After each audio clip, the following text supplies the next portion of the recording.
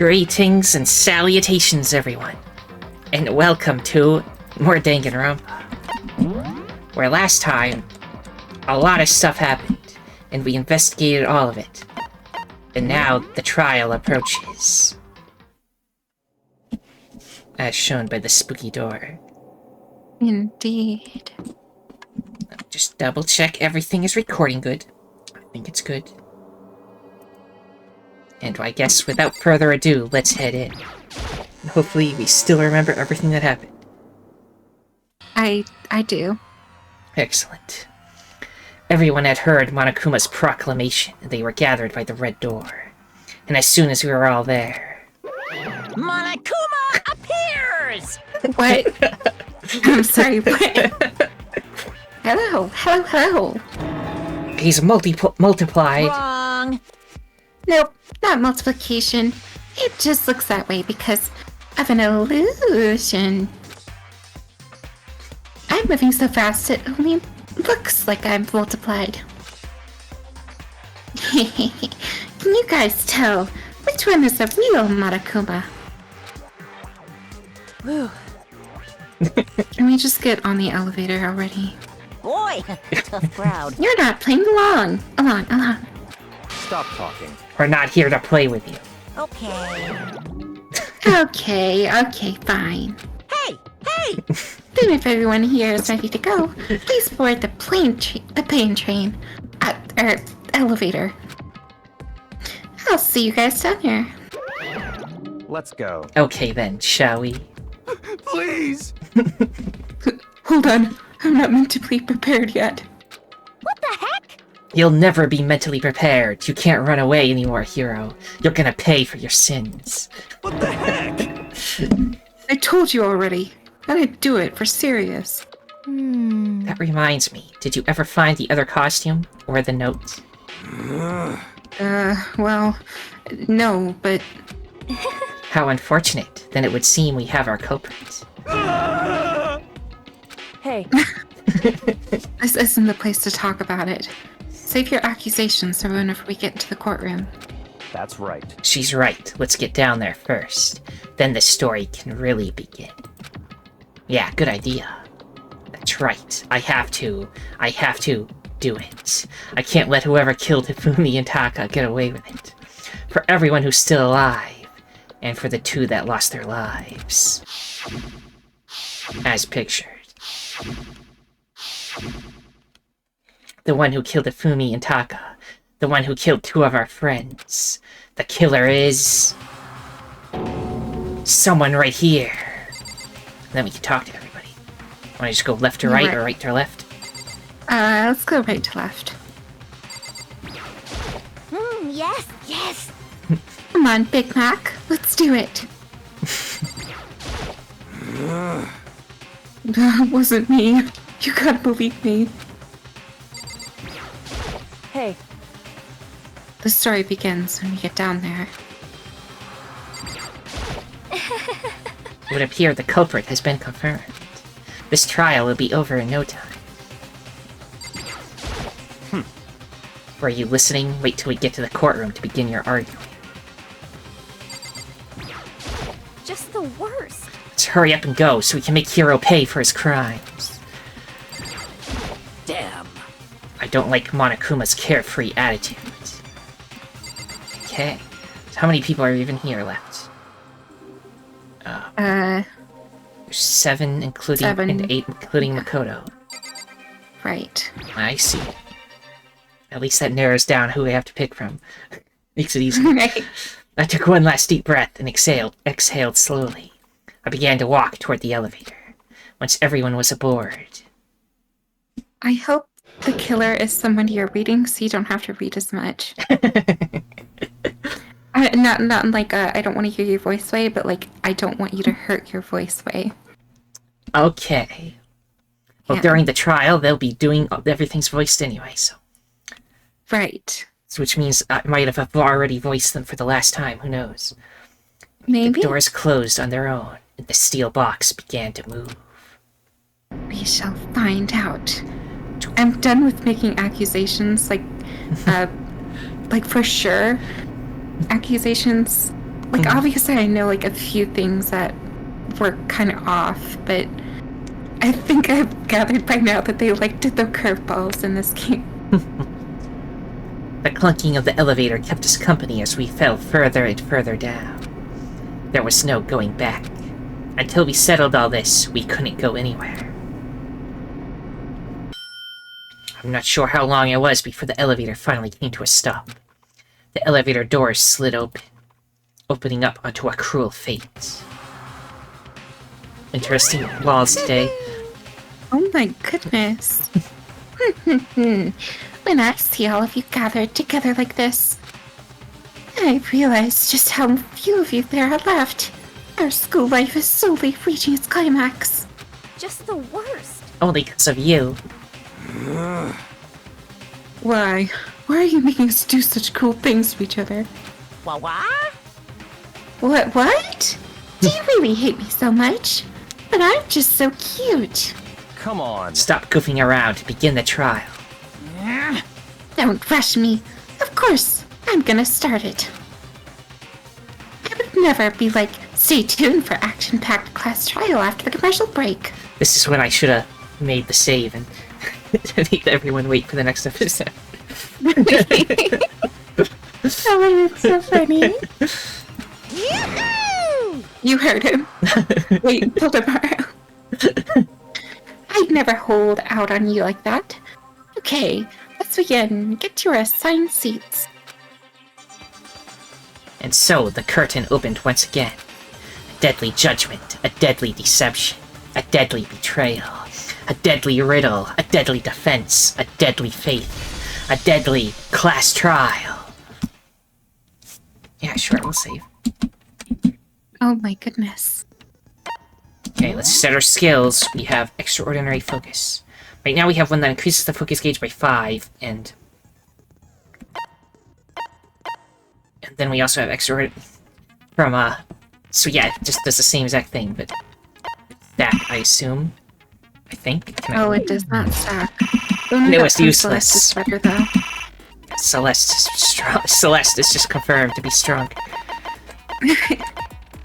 It's kind of odd, though. Like, why do they do the same thing?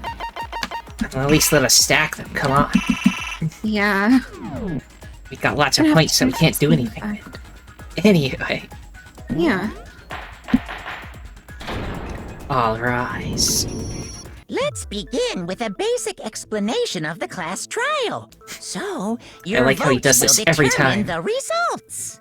If Yeah. you can figure out who done it, then only they will receive punishment. But if you pick the wrong one, then I'll punish everyone besides the blackened, and the one that deceived everyone else will graduate.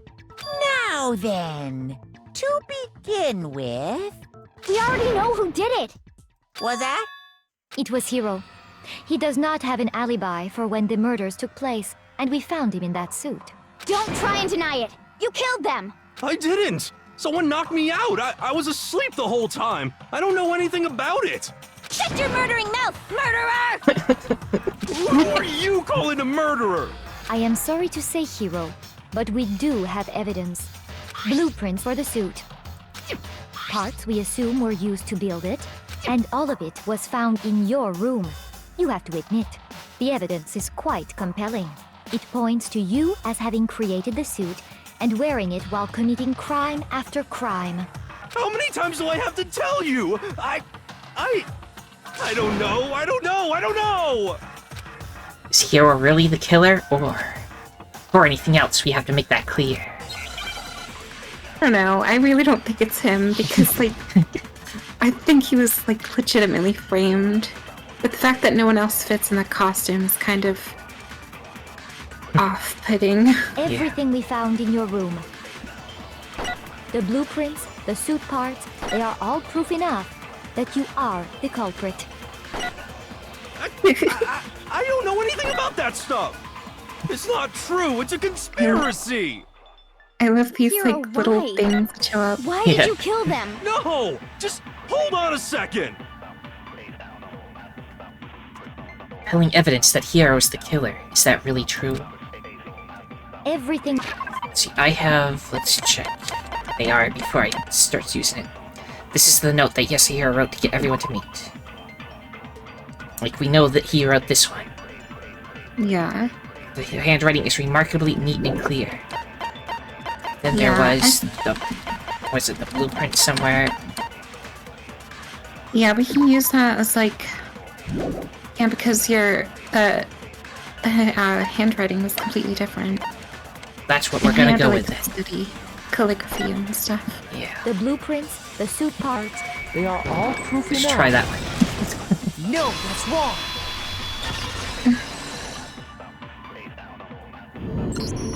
Are we Also, I sure love Hiro this really music. made those Yeah, the blueprints? music's great. It sounds weird with no context, but you see it in action. It's amazing. Right. what do you mean? Well, take a look at this. It's the note that Hiro wrote, asking everyone to meet up after Alter Ego disappeared. The handwriting's obviously different, wouldn't you say? When you compare it to the blueprints. There's no way you could think the same person made both of them. Unless that person made it a point to disguise their handwriting. No, the differences are bigger than that, I think. Come on! I'm not smart enough to think of trying to change my handwriting anyway. So Makoto, are you saying you don't think Hiro's the culprit? And he's not the only one. I think Hiro's innocent as well. What? Then who was in that Robo-Justice suit? Is it like Hiro said? Was there really someone running around in a second suit? The suspicious individual hidden within the suit. Go ahead, Makoto. Tell them who it was. And of course, he passes it off to me. So, Of course. who was in the Robo-Justice suit? Suspicious individual in question, the one that must have been in the suit. Oh, you said it only fit him, right? Yeah. I got it!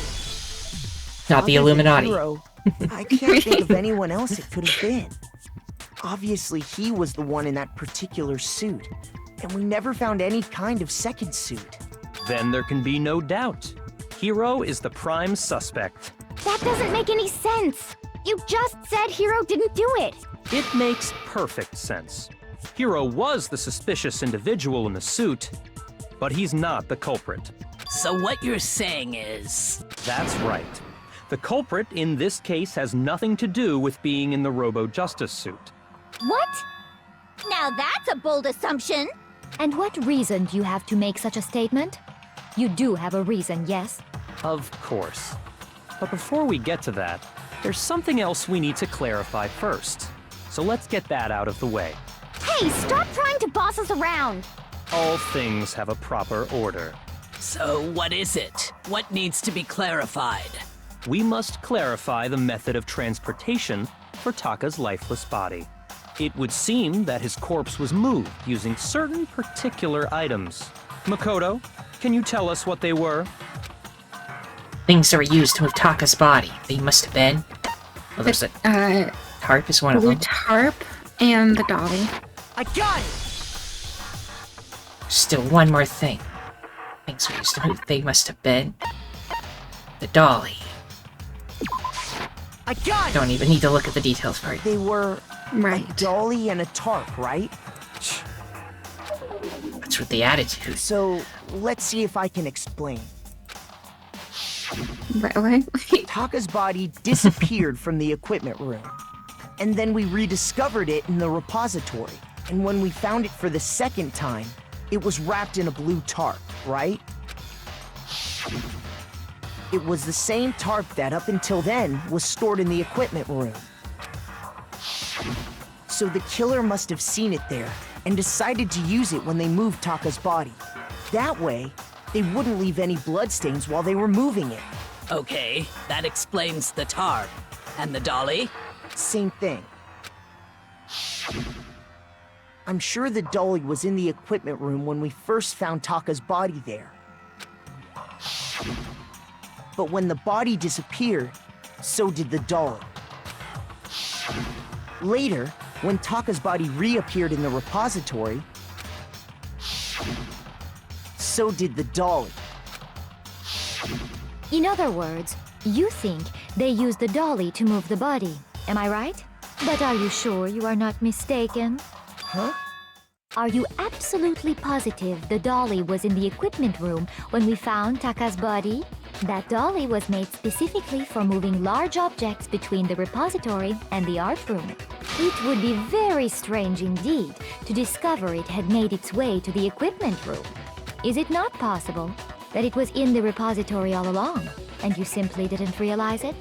She's raised an objection. How do you respond? There is no shame in being wrong. Nobody expects much from you anyway. What? We What? have all accepted the fact that you rarely understand what is going on around you. What? Why are you like this? Wow, I've never had anyone sound so nice while being so mean. But maybe I can change your mind. I can just explain to them why the dolly must have been moved from the equipment room to the repository. You Element invited me to your room. You're a bitch to me? Explain.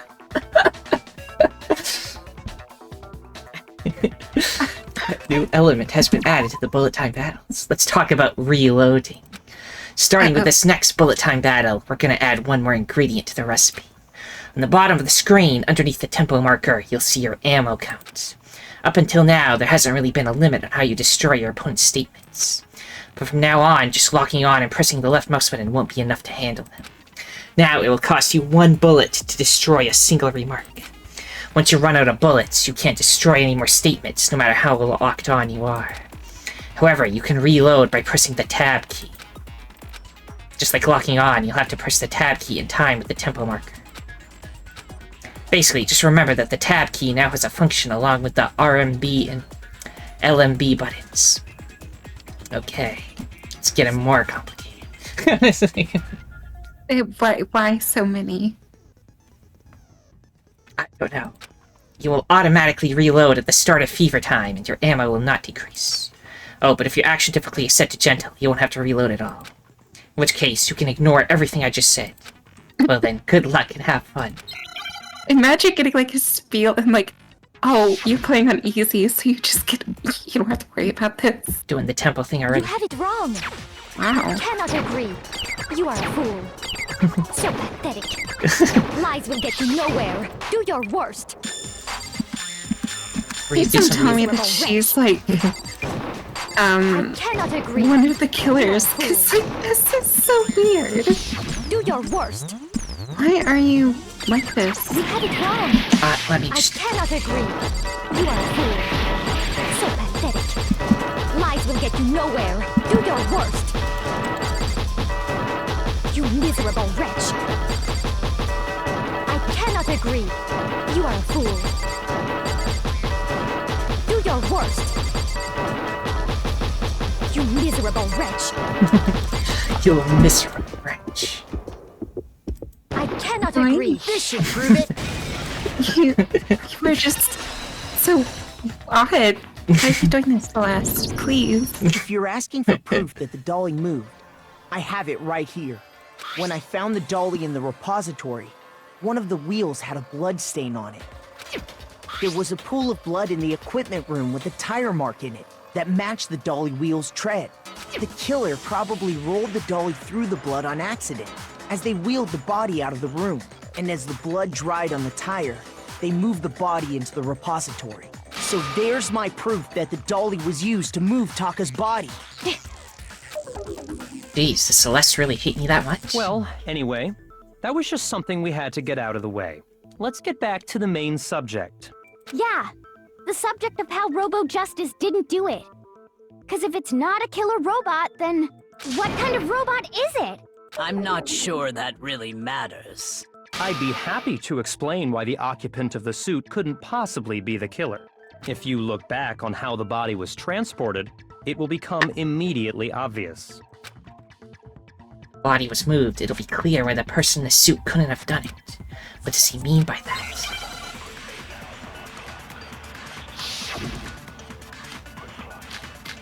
Just discussed. The Prince Repository Dolly. As we know, Taka was killed in the equipment room. And from there, the body was moved to the repository, correct?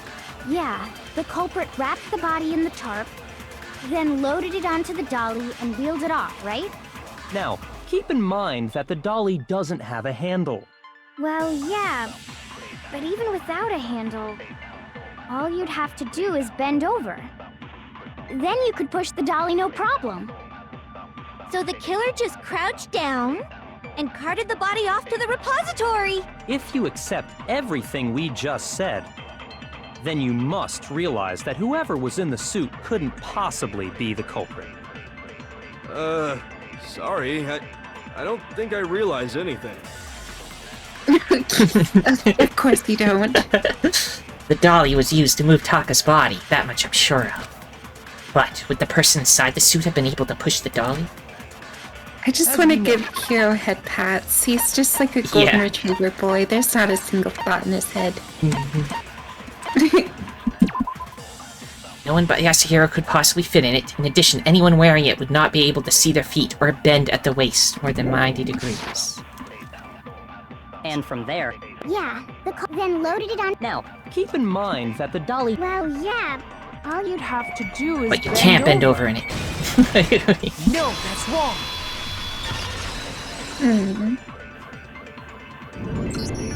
You're absolutely right that you could push a dolly without a handle if you stoop down low. But if you were wearing that suit, do you think you could actually get into a position like that? What do you mean? Think back to what you said when we were all checking out the suit together, remember? Blind as a bat in here. Can't see my feet at all. I'm surprised you got anywhere in this thing. I'm telling you, it wasn't me. And not to mention, you totally can't bend at the waist. Seems like a pretty obvious oversight. When you're in that suit, not only can you not see your feet, but you can't even bend at the waist. Am I right about that? Now that you mention it, yeah. It seems like it'd be awfully hard to push that dolly if you couldn't bend over. Well, what's to stop you from simply pushing the dolly with your feet? When you can't even see your feet? You really think someone could kick the dolly all that way?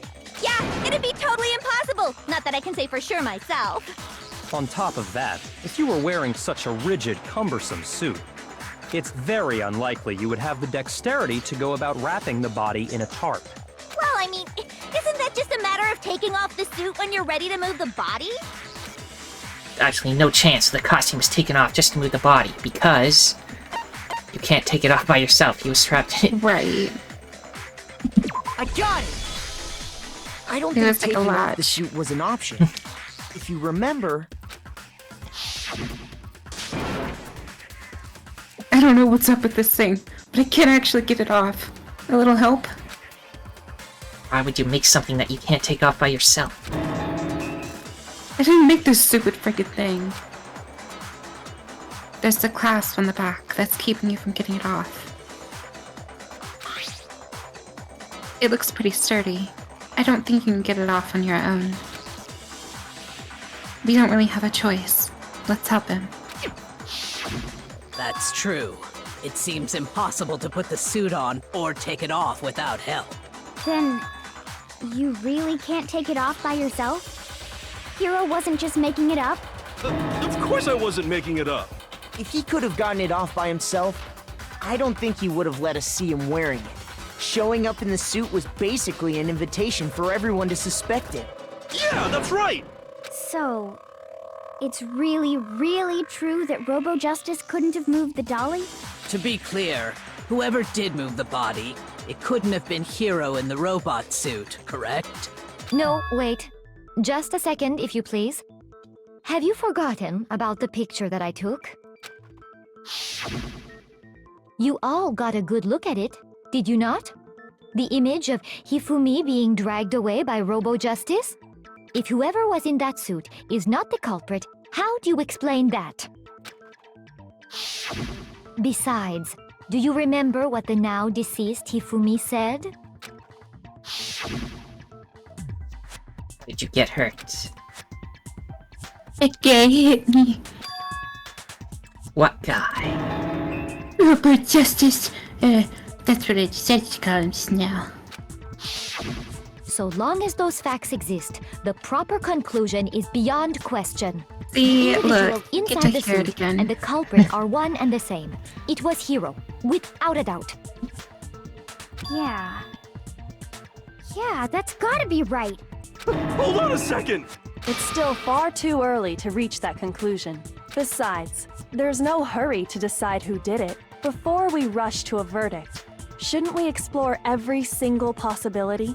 Instead of seizing on one viewpoint, the truth is uncovered by analyzing things from every angle. Perhaps, but where do we go from here? Let's review this series of unfortunate events from the beginning. Maybe we'll uncover something new. What a pain in the ass! I don't disagree, but our lives are on the line. If this is what it takes, we have to do it. Plus, maybe we'll get to find out where the heck Kyoko was when everything went down. All right then, let's take another look back at what happened. I suppose we could start with this morning. 4 of us gathered together in the dining hall. Makoto, Hina, Kyoko, and myself. We waited there for quite a while, but nobody else showed up, so we went to look for everyone. That was around 8 a.m. And as soon as we split up, Kyoko went missing. Soon after that, Hina found Celeste in the rec room and quickly came to get Makoto and me. It seems I was unconscious for about an hour after I was attacked by my mystery assailant. I know it was an hour because I remember being attacked a little after 7. That was when we saw Celeste's picture and discovered that her assailant had been wearing a strange costume. As it turns out, it was Robo-Justice. It also soon became clear that this same Robo-Justice had abducted Hifumi. We were soon joined in our search by Byakuya and Toko, and then went on to find Hifumi in the library. He was injured, so we took him to the nurse's office and resumed our search for the suspect. But not long after leaving the nurse's office... What's wrong? You saw shadows, something moving around at the top of the stairs. When Celeste told us that, we decided to split up and search the second floor. And soon after that, I saw someone moving around on the 3rd floor, and I yelled out to everyone as soon as I did. Celeste, what's wrong? That was a rather intense scream for someone like you. I saw him, the strange costumed man. He ran off as soon as I screamed. I was blocking the stairs, so he headed further down into the hallway and disappeared. and then... That noise. Huh? Well, what was that? That came from downstairs. It must have been... Ifumi, he's in the nurse's office. This is bad. Come on, we have to go back. At that point, we decided to divide up into 2 groups. Celeste, Hina, and I went back to the nurse's office. I like us doing a recap of While everything again. Sakura, Byakuya, and Toko Yeah. chased after the suspect. When we got back to the nurse's office, we found Hifumi, dead. And that's when we heard the body discovery announcement. I left Celeste and Hina there and headed back to the 3rd floor to let the others know what had happened. Meanwhile, we had just discovered Taka's body in the equipment room. We must have found both bodies at almost exactly the same time, because we heard the same announcement not long after we discovered his body. And that's when I told you guys about Hifumi. Then the 3 of us headed for the nurse's office. But right after we left the physics lab, we ran into Celeste, who'd arrived after us. And she told us something very surprising. Fumi's body has disappeared. We rushed back to the nurse's office and saw that she was right. Then we remembered we'd left Toko passed out in the equipment room, so we hurried back again. This can't be happening. Are we hallucinating all this or something? But when we got there, we discovered that now Taka's body had also gone missing. Next thing we knew, we were searching the school for 2 missing dead bodies. And after some time... Celeste informed us that she'd found the bodies, and we all headed to the repository. which is where we rediscovered the corpses. I think that about covers it. I see.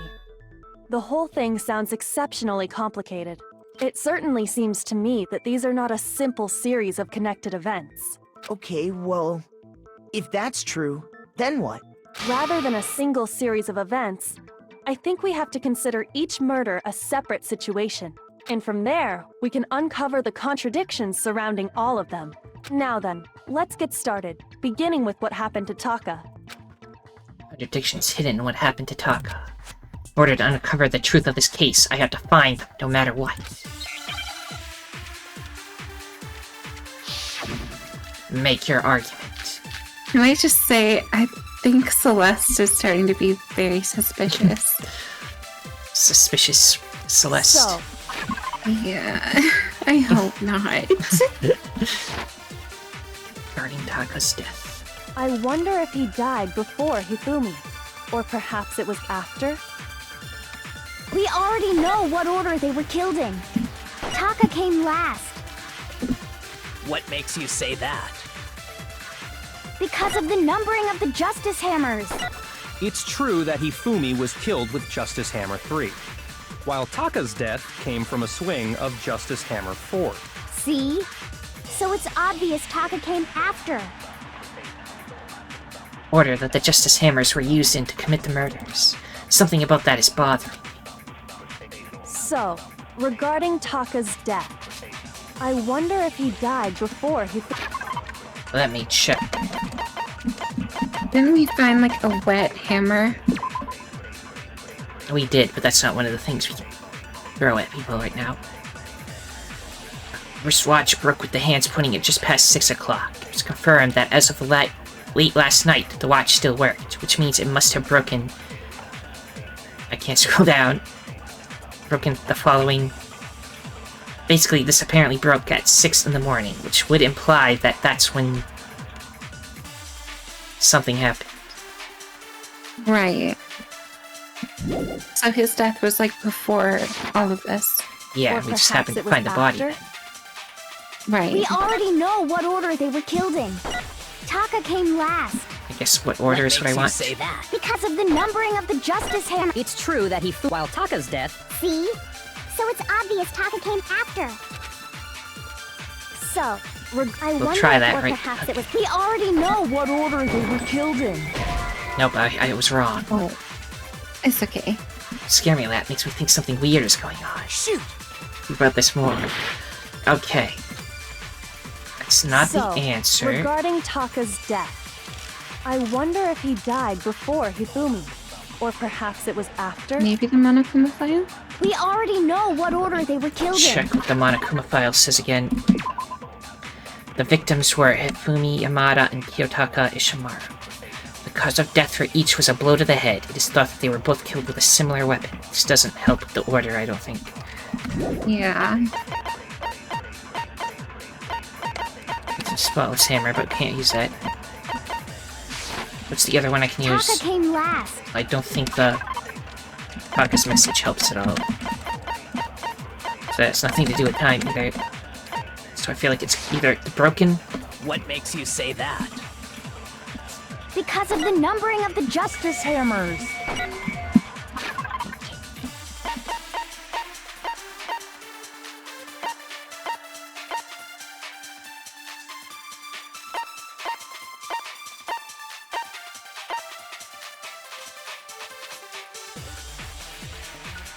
Unless this is what's the thing saying? It's true No, that it's Yasuhiro's message. That doesn't matter. But keep in mind, we can also do the thing where we memorize a message and use that as evidence against a different one. But I don't know if that applies here. While Taka's death came from a swing. See? So it's obvious Taka came after. So, regarding But he Taka's did death, not. I wonder if What'd you he say? died before Hifumi. I said, but he did Or not. perhaps it was after? He was first. We already know what order they were killed in. Taka came last. Thank you. What makes you say that? Because of the numbering of the Justice Hammers. It's true that Hifumi was killed with Justice Hammer 3, while Taka's death came from a swing of Justice Hammer 4. See? So it's obvious Taka came after. Or you should commit the murder. Something about that is bothering. So, regarding Taka's, I wonder if, or perhaps it was after? We already know. I guess I'll memorize the Justice Hammer thing and shoot it at What the order. Because of the numbering of the Justice Hammers. No, wrong It's button. true that Hifumi was killed with Justice Hammer 3. While Taka's death, See? So it's obvious Taka came after. Gonna run out of time. Okay. So, We will be regarding, fine. I wonder We if have he died Or should I before memorize Hifumi. what order and shoot that at the other one? Which one should I do? I don't know. They made this complicated. I'm gonna do shooting what order at the hammer first, because we can come across that first, and if we get it wrong, then we'll do the other way. Or perhaps it was after? Right. We already know what order they were killed in. Taka came last. What makes you say that? Because of the numbering of the Justice Okay, it seems to be continuing. We weren't too far off. It's just the second thing we tried, so it's There's fine. no reason to assume that the hammers were used in the same order as their numbers. If anything, that's just another way the killer tried to disguise their actions. So you're saying the culprit wanted us to think the hammers were used in order, but in reality, Taka was killed before Hifumi? Okay then, let's see the proof. Evidence that proves Taka was killed before. I feel like there was something. It's either the watch or the note. I don't know. Wristwatch, perhaps. Yeah.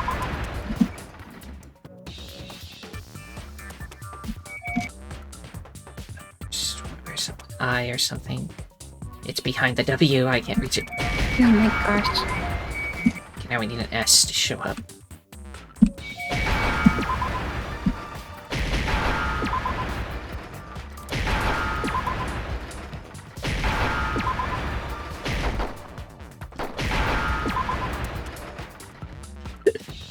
These mini games are kind of funny sometimes. They're interesting. Now I understand! I've got it! Taka's wristwatch! See? Look! It broke with the hands pointing just past 6 o'clock. It must have gotten broken when he was attacked by the killer. Because as of last night, Hey you, how long are you gonna keep us waiting? Taka's irritated voice pierced the air as he stared pointedly at his wristwatch. It's almost 10 o'clock, you know that? Bedtime for all the little boys and girls. so if it wasn't broken after 6 last night, then he must have been attacked around 6 this morning. And that would be his official time of death. But if that's true, then he was killed well before Hifumi. And before Celeste was attacked this morning, which happened around 7. That's right. Taka was killed before any of the other incidents took place. That simple fact slipped past all of us. We made the wrong assumption about the order of events, all because of those justice hammers. That's exactly why the culprit wrote the numbers on each hammer and had them increase in size. That way, when we saw how they were used in each incident, we'd easily make that wrong assumption. Now, if Taka was killed around 6, then everyone's alibis for his murder go out the window. Because when he was killed, we hadn't met up in the dining hall yet. That may be true in the case of Taka's murder. But all of our alibis still hold true for Hifumi's death. That's right. With him, at least, we're all safe. There's a scream again, huh? What was that? That came from downstairs. It must have been Hifumi. He's in the nurse's office. This is bad. Come on, we have to go back. When we heard Hifumi screaming, we were all together. Except for Hiro and Kyoko. Then we all ran down to the nurse's office, and that's where we found his body. That's totally true. We're all in the clear. Oh, I know! They must have recorded him screaming on a tape or something, then played it later on. If that's true, where's the tape? I don't know. Don't just go making stuff up. Anyway, we all have rock-solid alibis for when we heard Hifumi scream. Since all of us were there together, clearly none of us could have killed him. And it does not stop there. There was also the moment when we discovered his body had disappeared. When his body vanished from the nurse's office, Hina and I were in the bathroom together, while everyone else was in the equipment room, correct? And then there's the disappearance of Taka's body from the equipment room. At that time, we were all gathered together in the nurse's office because of Hifumi going missing. Well, don't forget, I was passed out in the equipment room the whole time. Wait, then what if Genocide Jill did it? She could have dragged Taka's body out of there right then. Even if she could pull that off, there's no way she could have done the same with Hifumi's body. Because, as we just established, she was passed out in the equipment room when his body disappeared. Besides, I didn't do either of them anyway. In other words, it is impossible that any of us could have killed Hifumi or moved either of their bodies. On the other hand, Hiro and Kyoko had disappeared, so they most certainly could have done those things. So what now, Kyoko? For now, we can't get fixated on who did it, or we'll just keep going around in circles. So instead of who, I propose we start talking about how. In particular, I think we need to figure out how Hifumi's body got moved. That's true. We searched everywhere, but we couldn't figure out how to explain his body disappearing. And according to what Celeste said... I have a brain, so I can tell you how. He moved on his own. We could not have been gone for more than a minute or two. So then the killer was able to get in and move Fumi's body in that short amount of time. It would seem so. His body apparently disappeared in the 1 minute her and Hina took their eyes off of it. But to carry that much weight from the first floor up to the third in that short amount of time? He's ginormous. The biggest person ever. It'd be impossible. Okay, we get it. Well, let's check his... It's in like the 300s. Yeah, 342 pounds. Yeah, it is a lot of weight for anyone to carry. The second really. heaviest is Sakura with 218 pounds. I feel like if anyone can carry him, though, it would have been Sakura, but it obviously wasn't her. Well, what if I told you there was a way to make the impossible possible? What? How? If the dead body were to move itself. Yeah, he wasn't dead anyway. The dead body moved on its own? No! Not another... ghost! I don't think it has anything to do with the occult. I think what she's implying is, we thought Hifumi was dead, but perhaps in reality he was still alive. He was... alive? Are you saying Hifumi wasn't carried out of the nurse's office, but simply walked out on his own? But I mean, we found his body. He was dead. Perhaps he was simply playing dead. That it isn't possible. Yeah, that Fumi was Yes, still it alive. is. It really possible? It's so obvious. The blood was not obstructed. Like, in any way whatsoever. He literally lifted up from that position. That was the only way you could have done it. Are you saying that when we first found Hifumi in the nurse... Let me just check what Celeste's account even was again. Whose body disappeared when Celeste and Aoi left the nurse's office to use the bathroom. Apparently they weren't gone for more than a minute. I don't know if that helps, but we'll see. There's a chance he was actually still alive. No, it is impossible. Hifumi was dead, without a doubt. And you know that... Surely you heard the body discovery announcement along with the rest of us. Hifumi's dead body had been found. And that is why the announcement was made. No, Are it we wasn't. really so sure about that? Maybe the It was announcement because was intended to Kiyotaka- signal someone else's discovery. Right. body discovery announcement was only made once. That much of a short up. Are you Yeah, we saying didn't that get when we two. first found It would have been Hifumi, there's two. a chance he was actually still He was alive? actually dead. No. It is impossible. Hifumi was dead. And you know that Surely you heard the body discovered Hifumi's dead body had been found. Is that where I shoot it? Yeah, I think so. No, I accidentally copied it. And We'll have to go through again. Really? maybe the gosh. announcement was intended to signal someone else's discovery. Hey, we're getting bonus time. It's okay. Are you saying that when we first found him, there's a chance he was actually still alive? No. Hifumi was dead. And you know that How? Surely you heard the body discovery His dead body had been found. No, that's wrong. No, I did not. Celeste, you were acting suspicious. Was the body discovery announcement that was made really intended for Hifumi? Of course it was. The announcement played right after we discovered his body. Maybe. But that was also the same time that Taka's body was found. That's right. It wasn't long after finding his body that we heard the announcement. So there's a good chance we've made a mistake in there somewhere. I think we've confused whether the announcement was for Hifumi or Taka.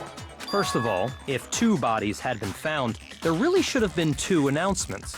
Maybe Monokuma simply got lazy and rolled them together into one. What do you say, Monokuma? Any comment? Well, it's a very sensitive issue, so I can't go into too much detail. But what I can say about the body discovery announcement is that it's only broadcast when 3 or more people find a dead body for the first time. That didn't answer our question, man. We're asking if you're a lazy bum. No, actually, that was plenty. Huh? He said it's only broadcast when a body is discovered for the first time, which means even if we find the same body again later, he won't make the announcement again. If that's true, then why was the announcement made again later on? Yeah, when we found the bodies in the back that played again. Huh? Later on? Exactly. We heard the body discovery announcement twice. Second body discovery announcement. The first time it played was when we found each body in the nurse's office in the equipment room. The second time was when both bodies were rediscovered, right? Or was it just after I honestly can't remember. I don't. We'll do one and then we'll do the other. We heard it the okay, second got it. time in the repository, when we rediscovered the 2 bodies. It's just Yeah, confusing okay. because he spoke after he was supposedly dead. Yeah, I don't know. It's so strange. Body has been discovered. I guess you can read the rest. After a certain amount of time, which you may use however you like, the class trial will begin. It didn't seem weird at the time, but it contradicts what Monokuma just told us, doesn't it? Exactly. If we were actually rediscovering both bodies, the announcement shouldn't have played. Then in reality, when the 2 dead bodies were rediscovered, one of them was actually being discovered for the first time. So, when we found Hifumi the first time in the nurse's office, he wasn't actually dead yet. Meaning, he wasn't actually found dead until we came upon him in the repository. And that's just part of it. There's one other thing that leads me to believe he was still alive in the nurse's office. Oh, I know! Because he was super good at playing dead! Bada bing, bada boom! That is the worst logic I have ever heard. But honestly, I do not think there's anything that can prove he was still alive. Okay then, let's take another look at the events surrounding the discovery of his body. Stupid. Then it should Stop become it. clear whether he was really alive or not. This whole thing is pointless. There has to be proof that showed Hifumi was still alive. I have to find it and show it to everyone. Les, you are looking like a murderer so hard. Your argument. Hifumi's glasses right there. Right. I think that's the one that we're gonna have to pick from. Well, here's one thing we do know. The first time we found Hifumi's body was in the nurse's office. And then, while me and Celeste were in the bathroom, his body disappeared. And the next time we saw his body, it was in the repository. But when you compare his body before being moved and his body after being moved, other than the change in how it was positioned, there was no notable difference. No, it's wrong. On the lie, In just fact, an untrue there was thing. one clear difference between Hifumi in the nurse's office and the repository. His glasses. That fact alone proves that he was only playing dead in the beginning. Perhaps you'd like to fill the rest of us in? When we found Hifumi in the nurse's office, his glasses were covered with blood. But when we found him again later in the repository, they were spotless. And I found the item he used to wipe them clean in the nurse's office trash can. Evidence I found in the trash can in the nurse's office was The handkerchief. a glasses cleaning cloth. I got it! It was a glasses cleaning cloth featuring a certain cartoon mascot. One look at the bloodstain on the cloth should make things clear. This piece of cloth was used to wipe Hifumi's glasses clean. And the mascot on the cloth is the same one that's on the digital camera, right? And whose digital camera was it? Hifumi's, of course. The character was Princess Piggles from Demon Angel Pretty Pudgy Princess, I think. I highly doubt anyone but Hifumi would have brought something like this to school. I see your point. And the only people here who wear glasses are... I wouldn't be caught dead using a tacky piece of garbage like that. A few tissues is all I need to keep my glasses clean. Then there's no question. It belonged to Hifumi. So what you're saying is... What exactly? What I'm saying is, the blood on his glasses was wiped away using his own glasses cleaning cloth. Even if that is true, it does not mean he wiped the blood off himself. But who would benefit from a clean pair of glasses other than the glasses owner? That's a good point. Then it must have been him, right? So let's assume that Hifumi was still alive in the nurse's office. He pretends to be dead. Then when he's alone, he wipes his glasses clean so he can see. Then he stands up and walks out on his own 2 feet. And with that, the impossible task of moving his copious corpse becomes possible, wouldn't you say? But then, if he was just pretending to be dead, what was with all that blood? Was it paint or something? The fridge in the nurse's office contains packs of blood for emergencies. He probably used one of those. He figured if he was gonna play dead, he should go all out, so he just dumped it everywhere. But he got crazy with it and had to wipe his glasses off when he was done. God, what an idiot! And if Hifumi was still alive at that point, the disappearance of Taka's body is easily explained. It should be perfectly obvious who must have moved Taka's corpse. When who moved Taka's body was... Hifumi. Yep. I got it! I don't know why it took me so long. I'm just like, the names, like, nope. Okay, yeah. While we were all gathered in the nurse's office, he went to the equipment room and took Taka's body. That also explains how the door to the repository got locked. The door was locked? Well, after the bodies disappeared, we all went looking for them, right? So me and Sakura headed for the repository. But when we got there, the door was locked. And the repository door can only be locked from the inside. Which means, when Hina and Sakura got to the repository, someone was already inside. And it could only have been Hifumi, who just finished stashing Taka's body there. He convinced us all he was dead, and when he saw his chance, he dragged Taka's body to the repository. So, Hifumi wasn't just another victim in this case. He was one of the assailants. But that means he took part in the murders. I just can't believe it. If you're having trouble, would you like me to show you one more piece of evidence? There's more? Oh, absolutely. The single biggest fact pointing to his involvement has yet to be revealed. You know what I'm talking about, right, Makoto? The item he took off of Taka's lifeless body? That Hifumi stole from Taka. Could it be... The note Hifumi had? Right. Yeah. I got it! You're talking about the note Hifumi had hidden away, aren't you?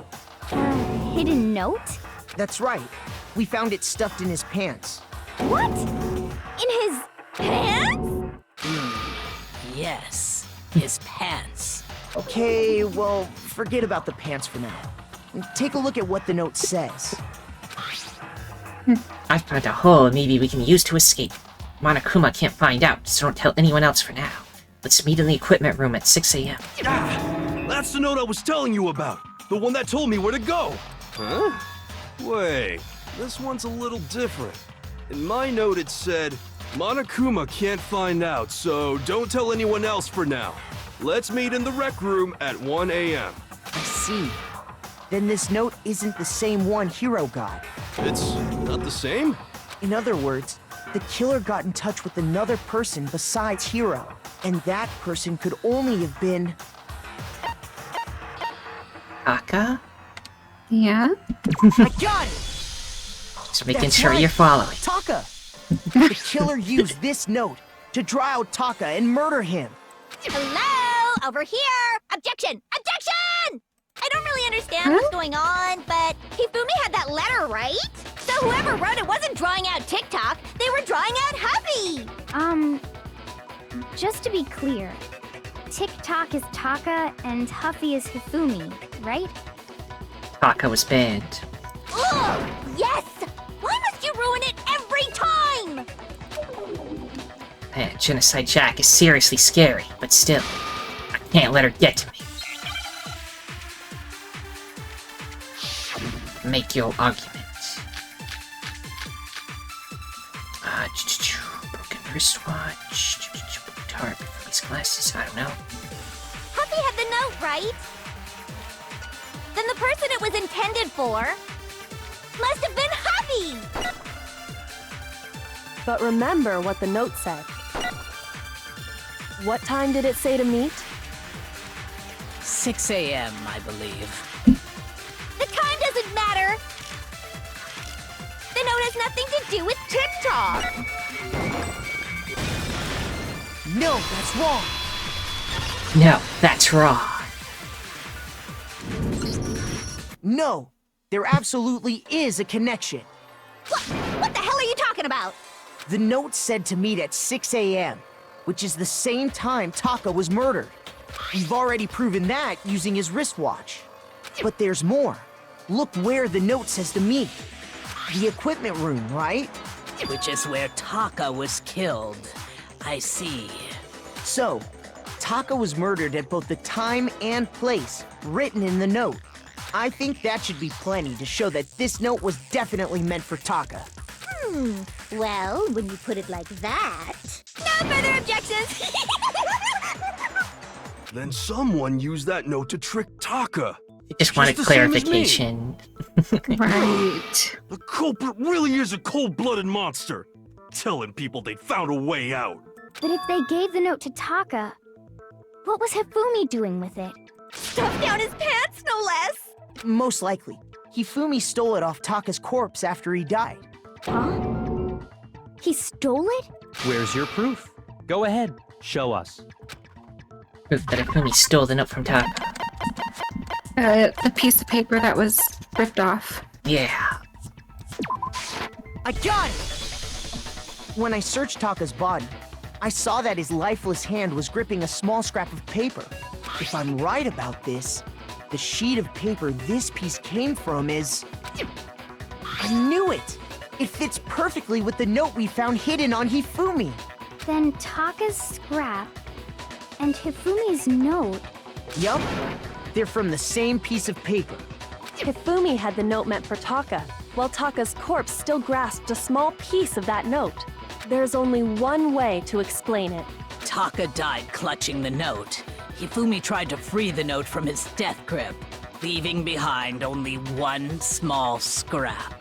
Did I get all that right? That means Hifumi knew the note was important. Exactly. Which proves that he was an accomplice in the murder. Whoa. Yeah. After seeing all this, Hifumi was super involved in this whole thing for sure. In fact, he was behind the whole thing. In fact, he's still alive! Sorry, no. He is actually dead. When we found him in the repository, Hifumi was truly and completely dead. Except for when he came back for a few seconds. But yeah. The second body Right. discovery announcement proves that. So then, who killed Hifumi? Whoever did is the mastermind, the true killer. He was killed in the repository. So he must have been killed not long after transporting Taka's body. So, he must have been killed after Taka's body vanished, but before we found both bodies in the repository. During that time, we'd all split up and were searching for Taka's missing body. In other words, during that time, none of us have alibis.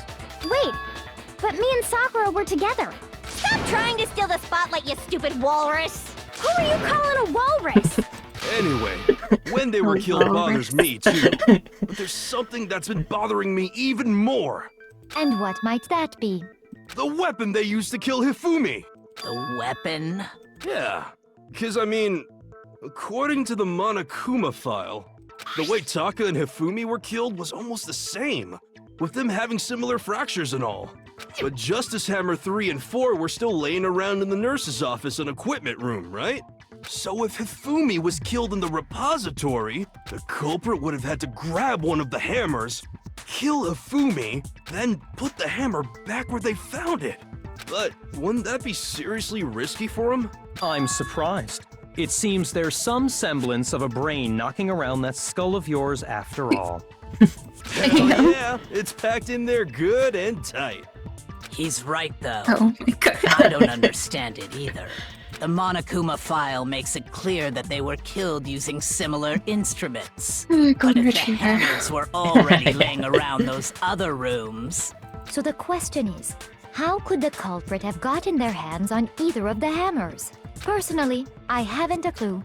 So which hammer was used to attack Celeste? Number 1 or number 2? Those were accounted for in other rooms too. And I don't think either one is big enough to kill someone. Oh, you can kill somebody with anything. Right. Then, Is it not possible they used a different weapon? I don't think it is possible. They were both killed with the same kind of thing, right? so then, what was used to kill Hifumi? Weapon that was actually used to kill Hifumi. Hammer. The whole picture surrounded. He was killed in a room full of hammers. The whole picture surrounding this case won't become clear until we figure that out. Somehow I have to find the truth. The wet hammer comes into play here. Someone Yeah. must have rinsed it off after murking him. The spotless hammer. Right. What was used to kill Hifumi?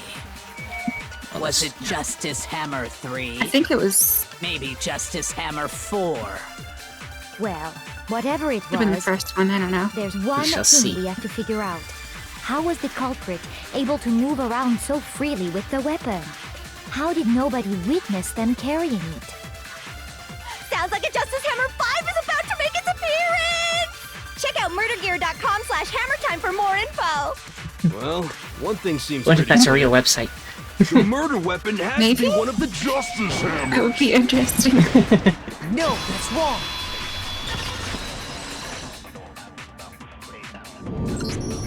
The murder weapon wasn't a justice hammer at all. No, it was something I wouldn't say completely completely different. But, seriously? A different weapon? Specifically, a hammer from the repository. The killer could have easily used that to kill Hifumi. Now, all the hammers in the repository were covered in flecks of grit and debris. Oh my god, what is going on with this icon? Yeah. But for some reason, one of them had been scrubbed clean. Huh? And the reason it had been scrubbed clean was most likely because it was used to commit murder. If the hammer got covered in Hifumi's blood, of course they'd have to clean it off. I'd also like to point out that the repository has all kinds of hammers. Big ones, small ones, and even some flat mallet-like ones. I think whoever made the Justice Hammers used those as a basis for their design. If that's true, that would explain the Monokuma file's note about the wounds being similar. So Hifumi moved Taka's body to the repository, where someone then used a hammer to kill him. And whoever did that is the true killer. The one Hifumi was working with. And the one who betrayed him. Hold on a moment. I still think it's strange to assume someone was working together with him. The way the graduation rule works, there is no benefit to helping someone else carry out a murder.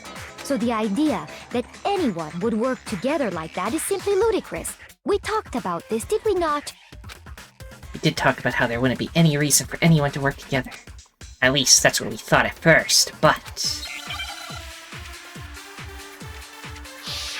Make your argument.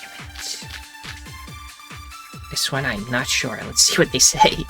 I think we're gonna have to grab our thing. Based on the rules that have been laid out for Probably. us, even if more than one person is complicit in the murder, only the one who actually carried out the act can graduate and survive. Assuming the rule holds true, it is simply impossible that two people work together on this. That is how the rule was explained to us. But that only really applies if there's one murder, right? In this case, however, there were two murders. Right. Is the possibility of an accomplice really that insane? Or is there some chance? Based on the rules that have been laid out for even if more than one person is only the one who actually carried out, assuming the rule holds true. It is simply That is how the rule was. But that only really applies if there's in this case, however, there were two murders. I guess shoot that at the other one. Only thing I can think Right. of. Yeah. based on the rules that even if more than one, only the one who actually carried out, assuming The rule holds true. No, that's wrong. Also, not impossible. That's a hyperbole. Since there were two murders, it's at least plausible that more than one person was involved. What do you mean? If there'd only been one murder, then yes, the idea of an accomplice isn't really worth considering. Naturally, if only one person can be saved per murder, an accomplice has no risk versus reward benefit. Risk versus reward benefit? The payoff for working together. The reward that balances out the risk of taking part in the scheme. There's no point in being someone's accomplice if there's no benefit to you. However, if there were some potential mutual reward for the risk, then cooperation becomes possible. You're saying that two people could act as each other's accomplices to commit two separate murders. I think that's what the true killer told Hifumi. They would each have an accomplice for their crime. And based on the case's events, Hifumi would have been the first one to act, murdering Taka. They made him carry out the first murder so he couldn't back out of helping them later on. So in this case, there wasn't one single person committing multiple murders. Instead, each person killed someone, creating two separate incidents. And it only looked like one person because that's how the true killer designed it to look. A single suspicious individual, a similar weapon used in each crime, disappearing bodies. By creating one seamless set of circumstances, they made it look like one person was behind it all. The mastermind picked their target and managed to convince him to go along with their plan. And then, to avoid the no accomplices rule, they simply killed their accomplice. Which, if true, means that betraying Hifumi was part of the plan from the very beginning. That's just awful. How could anyone be so cruel? You think so? I can't help but admire its cunning. Still, their choice of accomplice seems odd. Effort made to convince us the two murders were the same. That was the main characteristic this time. Yoko must have noticed that fact from the very beginning. Is why she said not to look at this as a series of connected events, but entirely separate incidents. Kyoko really is amazing, although, when you think about it, she's almost too amazing. Like, it's almost unnatural how good she is at this. I understand how an accomplice could be involved. But then, who was the one pulling Hifumi's strings? That's problem numero uno right now. The true killer manipulated Hifumi to carry out a number of actions, and in the end, murdered him. In the debates up till now, the way the case has unfolded, when you consider all that, There's really only one person who seems to fit. Who is Celeste. Yeah, I know. I don't want it to be her, but it is. Here's my answer. Yeah. It was Celeste. So I'm the suspicious individual now, am I? I really do hate this kind of joke. A joke? I wonder. So what you are saying, then, is that I specifically chose to work together with Hifumi. The idea that I would choose to spend any amount of time interacting with him, that I would go within 10 feet of that shit for brains, that lazy, worthless, goddamn idiot! Wow. Pardonnez-moi. Just to be clear, there is evidence to support it. Is that so? It is. Throughout the investigation, there was certain behavior that was common only to the two of you. Considering what we've learned so far, it only further proves that the two of you were working together. What was it that only Hifumi and Celeste had in common? Yeah, they were the only ones that supposedly saw the person. Although they also were screening, The yes. behavior they had in common Yeah. has to do with the suspicious individual in the suit, Very doesn't strange. it? The only ones who ever actually saw Robo-Justice firsthand were Celeste and Hifumi. Shush, the adults are talking now. Sorry. As he said, only Celeste and Hifumi ever laid eyes on the costumed He wants to do individual. it, I guess. If we accept that Hifumi was To one of have the the culprits, glory. we can't help but suspect what Celeste has said as well. Are you saying everything they told us was a lie? After taking Hifumi to the nurse's office, we all began our search for this individual, correct? And not too long after that, do you remember what Celeste said? I saw a shadow, something moving around to the top of the stairs. We headed to the second floor specifically because of what she claimed to have seen. Next, to draw us all to the physics lab up on the third floor, She let out a blood-curdling scream. and when we'd all come to see what was wrong, what was it she said? Celeste, what's wrong? It's a rather intense scream for someone like you. I saw him, Yeah. the strange costumed man. He ran off as soon as I screamed. I was blocking the stairs, so he headed further down into the hallway and disappeared. Once she'd done her job of getting us all up to the physics lab, it was time for her partner to get to work. Do his scream? Huh? What was that? That came from downstairs. It must have been Hifumi. He's in the nurse's office. This is bad. Come on, we have to go back. It was to get us to divide into two groups. So that we would discover both bodies at the same time? In fact, Celeste was precisely the one who proposed that we split up. Why don't we split into two groups? I'll lead the hunting party. That seems much more interesting. Very well, then Makoto and Hina, you come with me to the nurse's office. I need 3 people so that the body discovery announcement will happen. Oh. Lead the capture of the suspicious individual, the Toko, Byakuya, and Sakura. Well, if Celeste and Hifumi were working together, all those chance events suddenly become connected. And on top of that, that piercing cry of yours early on.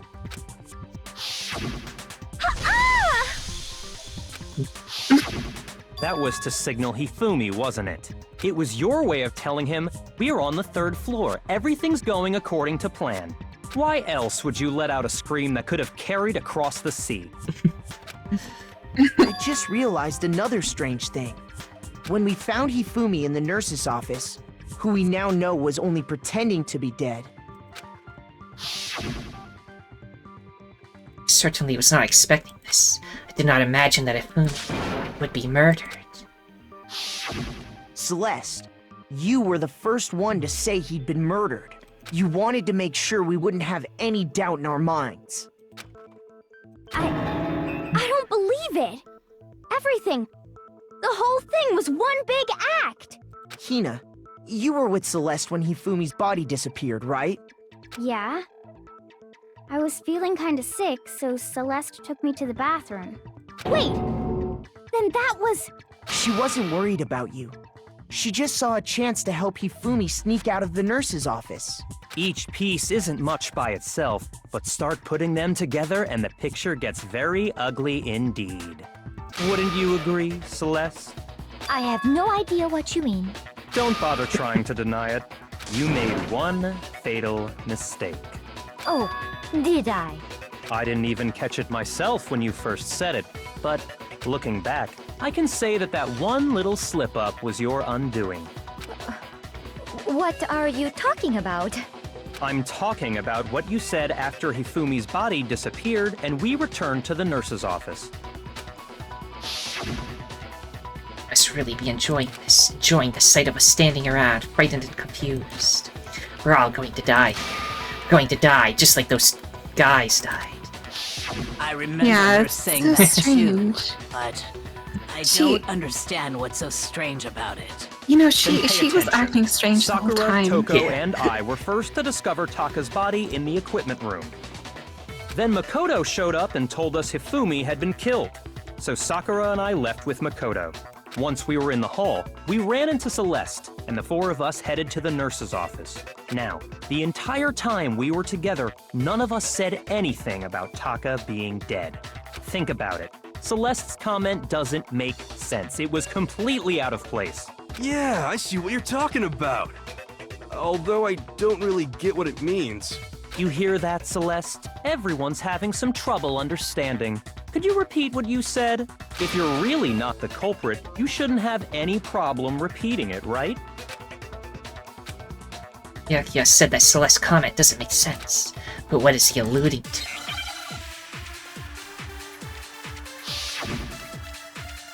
Good question. It might be Celeste's account, but it might be a memorizing thing. All I said was... We'll check what her account says. Disappeared when they were in the office to use the bathroom. They were gone for more than a minute. I don't know, I don't think that helps, actually. They must really be enjoying this. Enjoying the sight of us standing around, frightened and confused. They must be positively elated. We are all going to die here. We are going to die, just like those guys died. And that is all I said. And that's all it takes to finish this. It's obvious, isn't it, what was so strange about Celeste's comment? Celeste said when she did, she couldn't have known yet. That in mind, what's so strange about what she said is... All What I did she said mean by was, those guys? They Yeah, must but really I'm be wondering what I enjoying shoot at this. it. Enjoying Yeah. the sight of us standing around, frightened. They must be positive. We are all going to die here. We are going to die. Just like those guys died. The wrong body. Copy it. And that is all I said. Maybe that's the And answer. that's all it takes to Maybe. finish this. It's obvious, isn't it, what was so strange about Celeste's Or I do the comment? opposite. No, well, now I have to go through the whole thing again. It's okay. All We I can said, fast they must forward. really enjoying the sight of us. They must be. We are all Opposite going makes to. We more are going sense to die. And that is all. And that's all it takes to finish this. It's I obvious. concur. What was so strange about Celeste's comment? So strange. Very All I strange. said, they must really enjoying the sight of us. They must be. We are all going to die. We are going to Die. Just like No, that's wrong. Gotcha. That's right. There's no reason Celeste should have said, just like those guys died. When she said that, none of us had told her Taka was dead. Exactly. And we didn't run into her until after we were all out in the hall. So there was never any chance for her to have seen his body in the equipment room for herself. So how did you know, Celeste? How did you know more than one person had been killed? And how did you know they were both guys? Because Kyoko had also disappeared, right? So she could have been dead too. I don't know. Guys is used for a lot of situations, so you could have. Maybe that's a stretch. You all have such vivid imaginations. You know that? Imaginations. You claim that I was lying when I told you about the suspicious person I saw. Then what about the picture I took? how do you explain this picture of the costumed villain dragging Hifumi away? It has to be some kind of setup, right? So let's put the suit on, and then use the camera's timer to set up the picture. Have you so quickly forgotten? You are the only one who could have possibly fit into that suit. Plus, I happen to know that this particular camera does not have a timer. In other words, it is an unassailable fact that this is a picture of Hifumi being dragged away. If everything I told you was a lie, how can this picture exist? Simple. Are we sure that's really a picture of the suspect dragging Hifumi away? What could you possibly mean by that? Surely there are other explanations than the one you've offered up. No, there is no other explanation. Other explanations? If it wasn't a picture of the suspect dragging Hifumi away, the only other possibility is Hifumi and the suspect have been drinking. Hifumi is dragging the suspect away, or Hifumi and the suspect are dancing. The middle one? Yeah. got It's definitely not the first or the last It's not one. a picture of the suspect dragging Hifumi away. I would say it's a picture of Hifumi dragging the suspect away. That's certainly within the realm of possibility. The one being dragged off in that picture isn't Hifumi, but the person in the robot suit. We've simply poor been led hero. to believe that it's the other way around. And the strange costume might only exist to lead us astray even farther. If you saw someone wearing something like that in this situation, of course you'd notice and be suspicious. That's what happened! You put me to sleep and made me out to be the bad guy in all this! Such a thing is utterly impossible. Hifumi was dragging him away? Ridiculous. Is it? I don't think it's ridiculous at all. Then shut your mouth and allow me to educate you. Damn. Celeste thinks she can prove that there's no way Hifumi was dragging the suspect away. But is that really possible? It's not.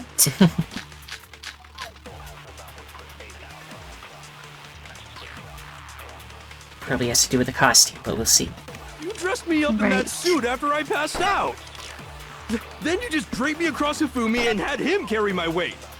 You tried to make me look like the bad guy! Like I said, ridiculous. As you can see in the picture, the suspect is standing perfectly upright. If the person inside the suit was unconscious, there's no way they could stand up straight like that. Well, the only way to fall is like forward or backward. Or side to side. It Just has doesn't to like stop bend it. down. Yeah. No. Even if the person inside the suit were unconscious, they could still stand up like that. Because that Robo-Justice suit had a certain characteristic. Totally can't bend at the waist. Seems like a pretty obvious oversight. That's right! They totally made a mistake when they made it, so it couldn't bend at the waist. I'm not so sure that was a mistake. I think the suit was designed from the beginning to be used the way it was. Celeste and Hifumi took the suit they'd specially designed and stuffed Hiro into it. That's how they were able to fake that whole thing. The point of it all was to make us believe whoever was in the suit was to blame. Well then, I suppose this is checkmate. Checkmate?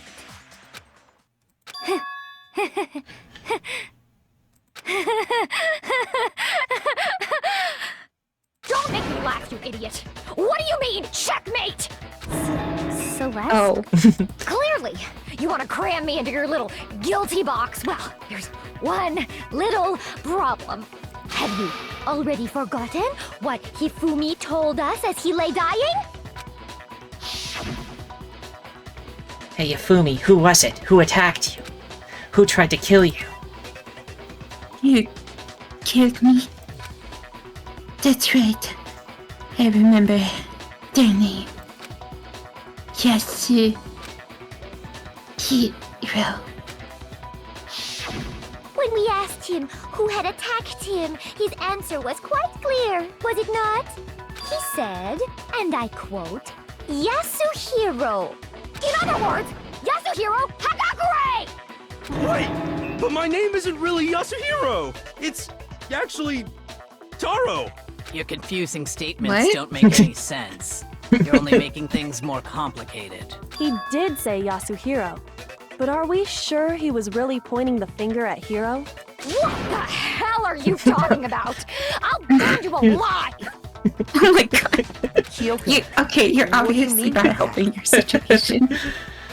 Think back to how Hifumi used to talk to us. How did he refer to each of us? That we're serious a lot. He gave everyone nicknames. He said people's last names.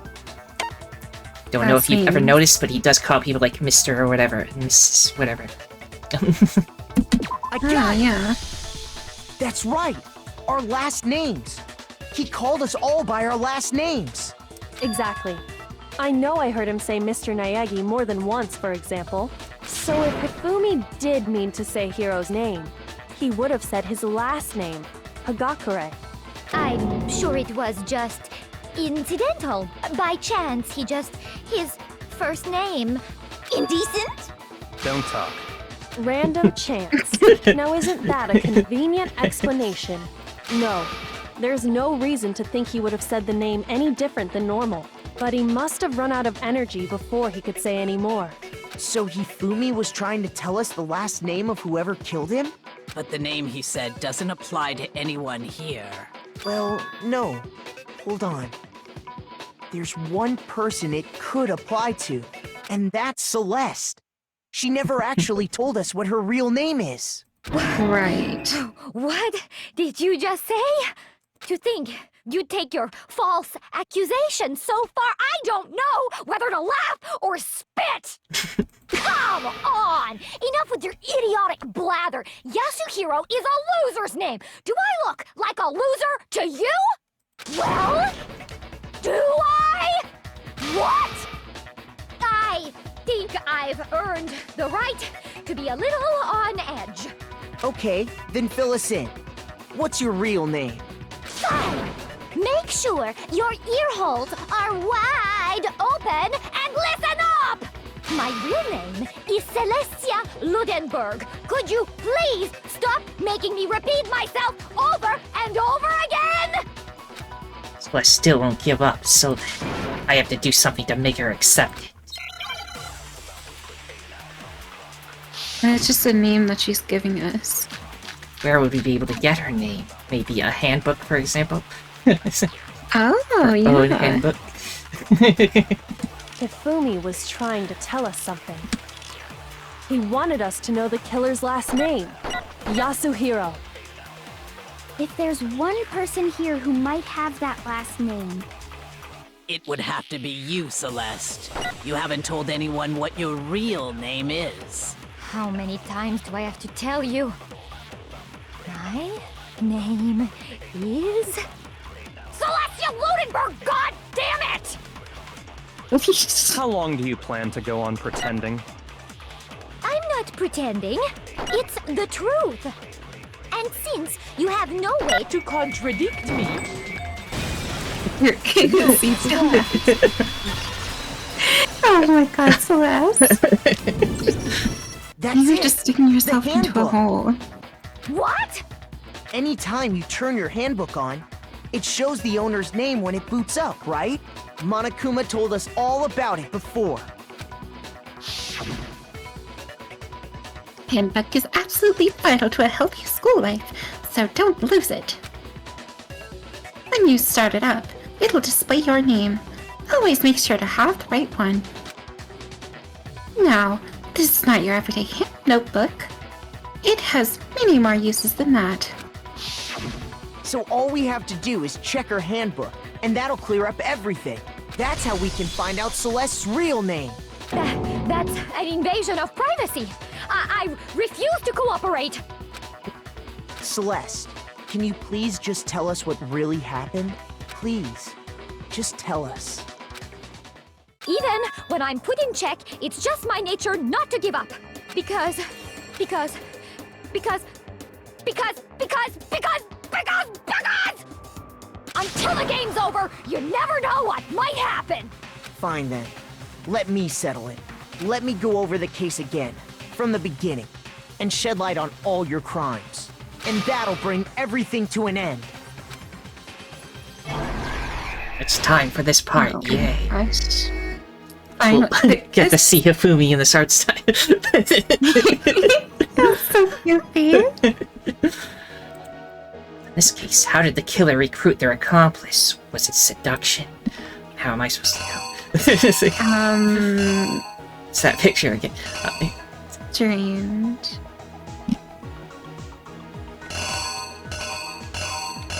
Potato chips. I'll take a potato chip.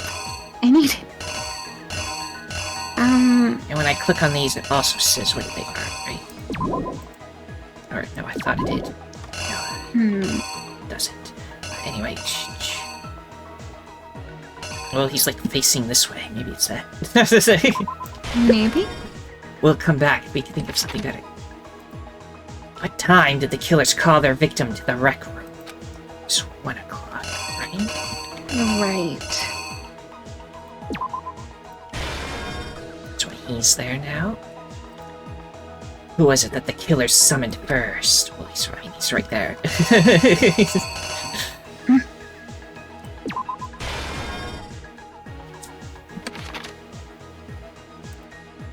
They knocked him out, then stuffed him in the robo justice suit to falsify their evidence. And they used a certain item to do it. A certain item? Yeah, the camera. The camera. Is it the one holding the camera? Is that the only picture? Yeah. Okay, yep.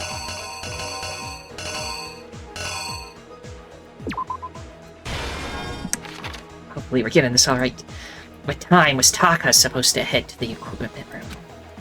This is 6. Yeah. Look at that.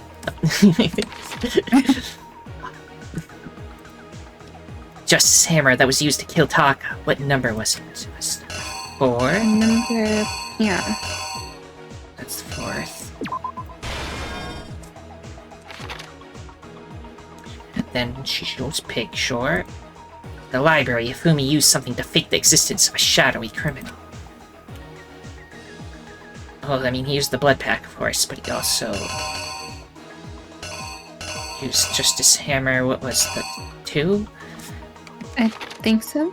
Yeah, because I'm gonna go with Justice Hammer 2.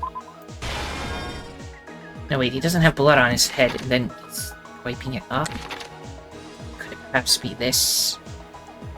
What do you think? Maybe. Which one should I put there? Let's do the blood bag. It makes the most sense, given... We shall see. Which Justice Hammer was in the nurse's office when Hifumi was pretending to be dead?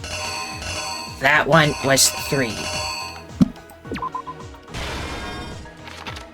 And everybody's like, oh, look at that Coco. That is the cutest Coco. It is. Oh my god, I love Sakura in this. She looks so badass. Yeah, I tell you, this art style's the hypest. It really is. It's too bad Celeste has to be the blackened, so we don't get to see her in the art style that much. Yeah. Hifumi used something to move Taka's body. Well, it was both the tarp and the thingy that he's on. And the dolly, yeah. So I guess that this. There we go. And then he's all like having the shimmers. The weapon the killer used to murder Hifumi, what was it? Just the quote-unquote spotless hammer. This one? Right. Although it's already got blood on it, so maybe this is the picture. They haven't washed it yet. Because it shows that they're using, Okay, let's see if we got everything right or we lost horribly. Before anything, the killer persuaded someone to help carry out the murder. And that person was... Hifumi. With an accomplice, the killer was able to execute a number of otherwise impossible schemes. So looking at the room, there's like Godzilla's and stuff. Is this like Hifumi's room they're hanging out in? Or... guessing so. We've seen Celeste's room, it's not like this. Right.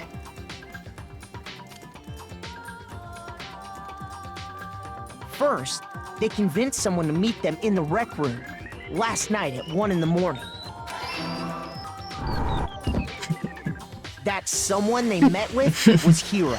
The murderous duo intended to pass Hero off as the prime suspect. So when they met up with him, they drugged him, knocked him out, and stuffed him into the Robo-Justice suit.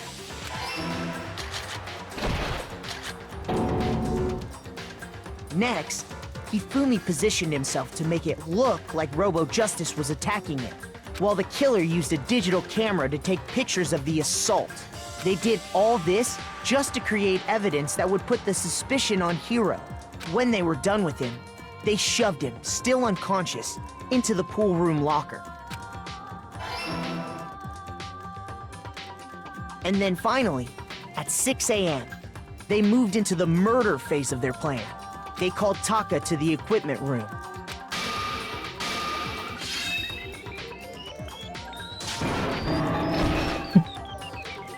And that's where Hifumi killed him, making it the scene of the first murder. The murder weapon was Justice Hammer 4, which was left there in the equipment room. The reason Hammer number 4 was used was to create confusion about the order of the crimes. It was secret right up with the blood. So, next they falsified 2 more assault incidents. For these attacks, the killers pretended to be the victims, to solidify Robo-Justice as the suspect. The first fake incident was the attack in the rec room. There, the killers wanted us to see Justice Hammer 1, and the Robo-Justice pictures they'd taken. I'm thinking it's probably Justice Hammer 2. We might have got it wrong, but we'll see. They wanted to make sure we bought the surprise attack story. The second fake incident was the attack in the library. This time, they planted Justice Hammer 2 and an injured Hifumi to sell us that story. With these 2 incidents, the killers were able to create a certain preconception in our minds that the suspect was increasing the size of the hammers and attacking people in order as they did. We fell right into their trap and started looking for the suspect based on that. But I didn't lay out my reasoning right. I need to rearrange the events of the case. Oh, we have to go through all of that again? Well, it's the ones we already did are still filled in, so we just need to replace whatever goes there. So I guess it's just 2? Yeah, 2, yeah. But it would make sense because the blood is like right after that. So, next for these attacks, the first fake incident there, the killers wanted to dissect this time with these 2 that the suspect we fell right in. Okay, there we go. While we did that, we left Hifumi alone in the nurse's office. This was exactly what Hifumi was hoping for. He took a blood packet from the refrigerator and Justice Hammer 3 and turned the room into a crime scene in which he himself had apparently been brutally murdered. He let out a scream to draw us back, and when we returned, that's what we found. Meanwhile, the other group that had been out searching found Taka's body at the same time. So when we heard the body discovery announcement, we naturally assumed it was for Hifumi. We left the nurse's office, and Hifumi once again took advantage of the situation. He simply got up and made his escape. When we learned his body had disappeared, we all rushed back to the nurse's office, and once again, Hifumi had the chance he was waiting for. This time, he snuck into the equipment room.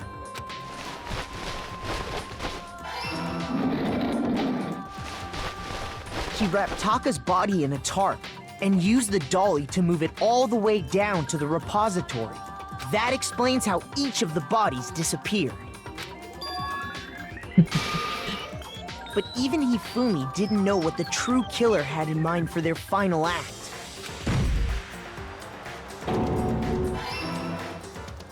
Their plan all along was to kill Hifumi and get rid of the one person who could betray them. And they did it using an ordinary, everyday hammer from the repository. That should cover everything that happened in this case. And the villain behind it all is...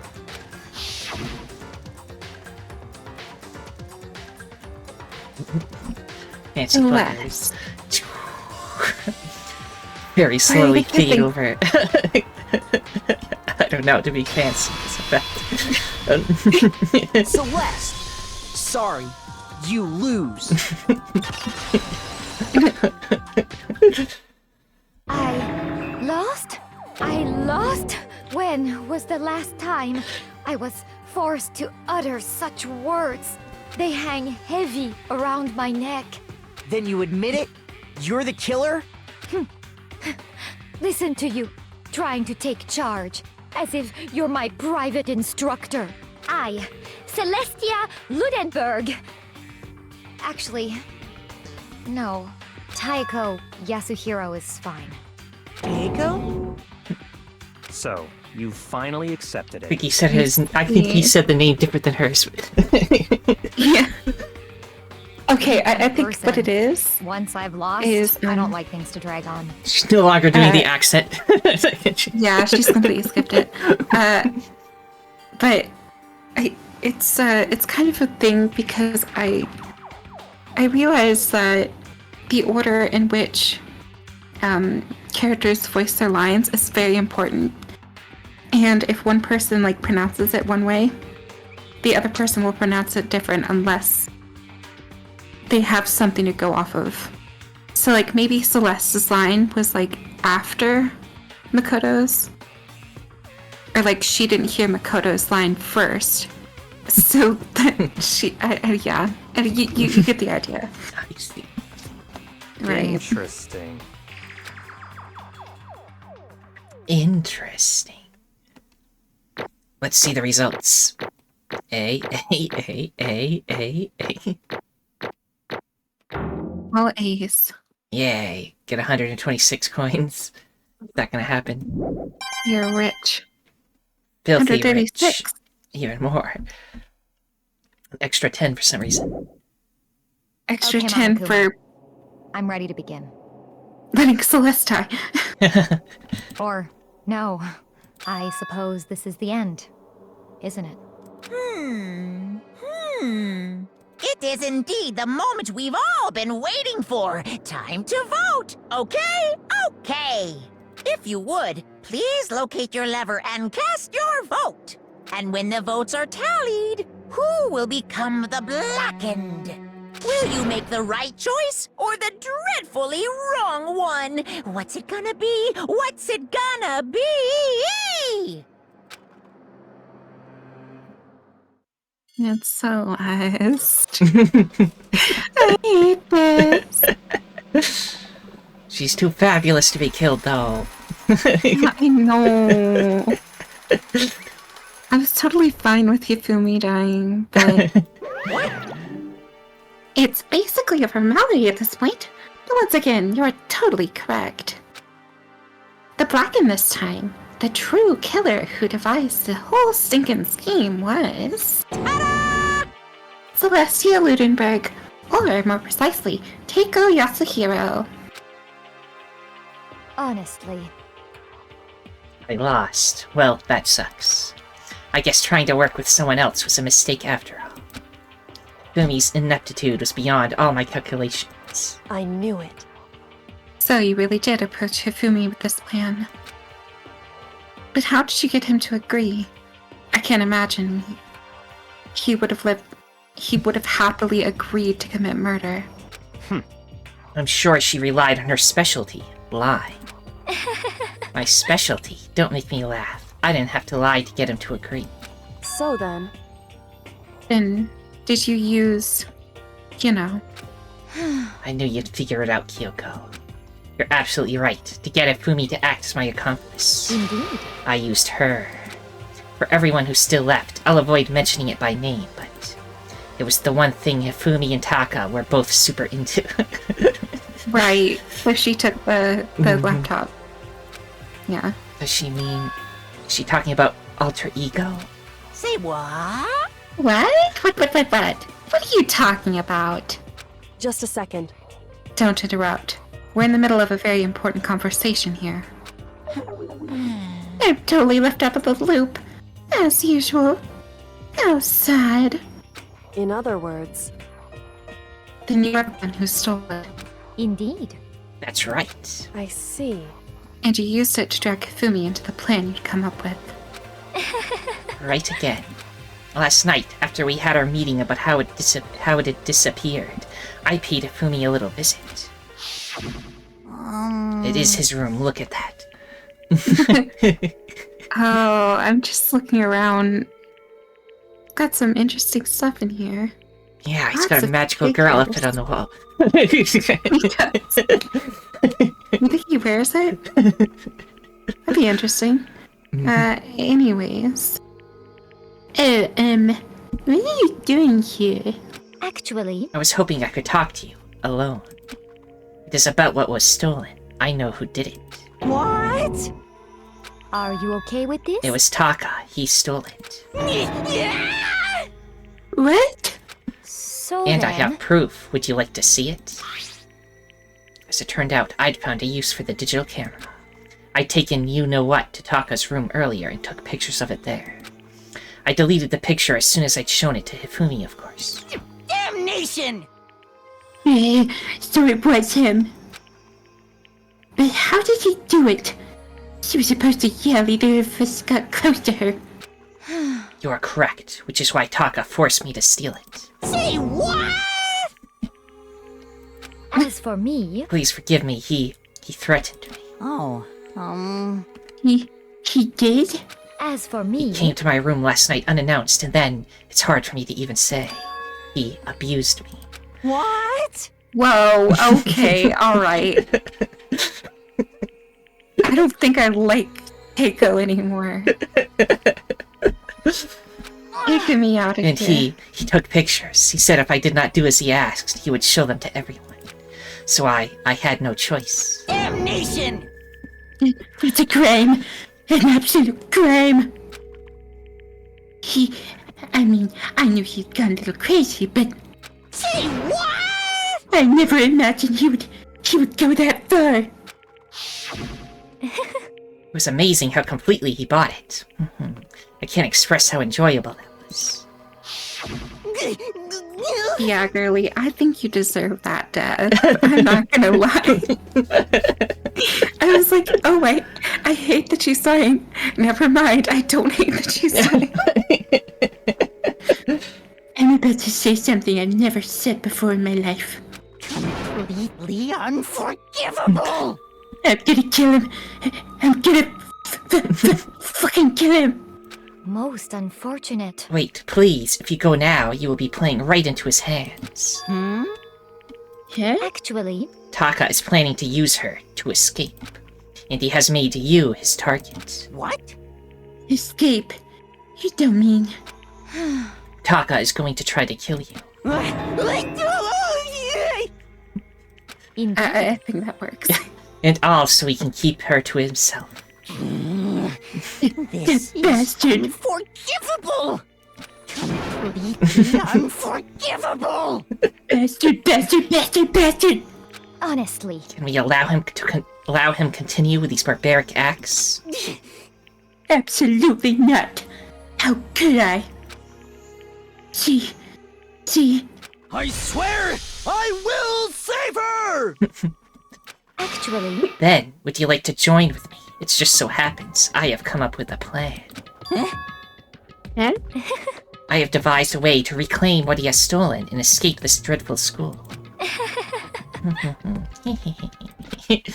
And with that, it is complete. Huh? What are you talking about? Oh, nothing. Hifumi. Ifumi agreed without a second thought. The effect that item had on him was remarkable. The power of love, even a love as twisted as that, can still drive people mad, it would seem. You disgust me. I see. I have another question for you. Was that strange costume Hifumi's creation? indeed. Yeah, it was a real pain in the butt, too. All I asked him to do was make something to hide the face and general body size. I had no idea he'd make something like that, but it's my fault for picking him in the first place. But So, why did you decide to make him make me the suspect? God. Because you're stupid. That's it? Let's see. And in that regard, I made the right choice. I'm so glad your stupidity surpassed my every expectation. Life must have been tough on your parents, though. I feel like I could cry. Well, But when you were explaining your plan to Hifumi, how did you explain the part about him playing dead? What she's asking is, what was Hifumi supposed to do after that, assuming you had actually let him live? Are you okay with this? That's simple. After he did his part and pretended to be dead, when someone showed up, I told him to say he'd been seriously wounded. He was on the verge of death, but he just barely held on. Did he really believe that? Well, of course, that wasn't all there was to it. As I explained to Hifumi, the plan was, while you were all questioning him about what had happened to him, I was going to murder someone else. At that point, Hifumi would have an alibi, so nobody would doubt him. I told him that, and he believed it. It all seems very straightforward, stereotypical. I just matched the lie to the level of the opponent. In fact, Hifumi ate it up. He believed the lie wholeheartedly, right up until the moment of his death. so in the end... So you had planned to kill him all along. But of course, there would have been no point to my plan if the one who pretended to be dead did not end up dead himself. What the heck? How can human life mean so little to you? Well, That's a non-issue. I simply did everything in my power to win. Don't be mean! Now you sound like Byakuya. I wonder about No, that. he derives his pleasure from the thrill of the hunt. In that aspect, we are nothing alike. Why? Then, what made you take things this far? what the heck? Was it really just for money? Are Hmm. you talking about the $10 million Monokuma offered us? That is a lot of money, it's true. That's not all there is to it. From the moment our new life here began, my only thought has been escape. But But all along, you've been saying how much how we have to accept living here. You little bitch! Obviously, that was a lie. Hey! I couldn't take it. I hated it from day one. More than anyone else. I wanted to get out. Every day was fresh torture. And do you want to know why, huh? This is fine. Because I had a dream. And accepting a life here would have meant nothing less than giving up on my dream forever. Honestly. There was no way that I could ever do that. In the underground world of gambling, I risked my life to make a metaphorical killing. As for me, And it was all for that dream. And what was this dream of yours? isn't it wonderful? To live in a European castle. Castle? Honestly, yeah, it's pretty cool. Whoa. To gather handsome men from all over the world to serve as my butlers/bodyguards. I was going to make them dress up like vampires and satisfy my every need. Once I obtained that, I would have created a perfectly aesthetic world of decadence. This is fine. Living the rest of my life there was my only dream, my only goal. That's what life is all about. Okay. Well, look, I don't agree with the methods, all your methods, and telling Hifumi what you told him is unforgivable. But your dream is very cool. If I had a nickel for every time a lady tried to sacrifice somebody so that they could go get a castle. But I mean, at least it worked for her that one time. Like, combined with my own winnings, Monokuma's $10 million would have made that dream a reality. I got right to the edge, but There is nothing to be done. unfortunately, my dream has been scattered to the wind. Still, I don't have any regrets. I pursued my dream to the very end, so why would I? Just the worst. You sound so passionate, but you are really able to kill your own friends for it? Oh, You asking me to feel guilty? That's a pointless endeavor. I think nothing of sacrificing others for my own ends. I feel nothing. do you understand? That's all there is to me. That's what makes me complete.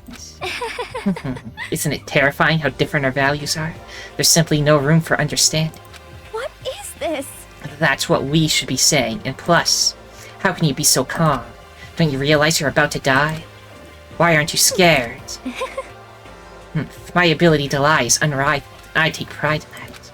It's not just other people, I can even fool my own emotions. The conscious deceives the unconscious. And that's why you're not scared? Yes, That's indeed. right, I don't fear death. Kill me however you like. But you know, if I could be reincarnated, if I had a choice then, Isn't it wonderful? I think I would like to come back as Marie Antoinette. Oh my god, she really is about the vampire stick. I'm all for it. Hey. I'm just gonna execute it again.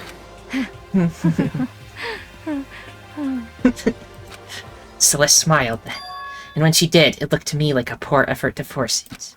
She claimed she could fool her own feelings, but that statement itself must have been her final lie.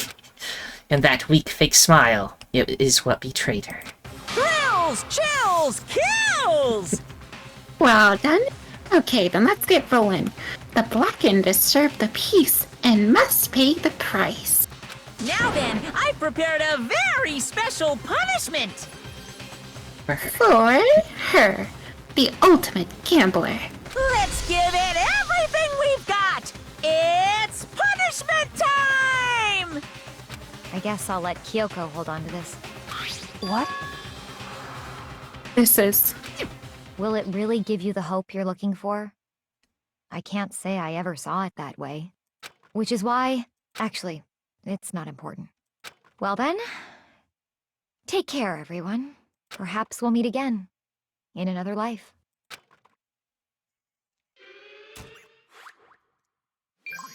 And she fucking died. Been found guilty. Time for the punishment.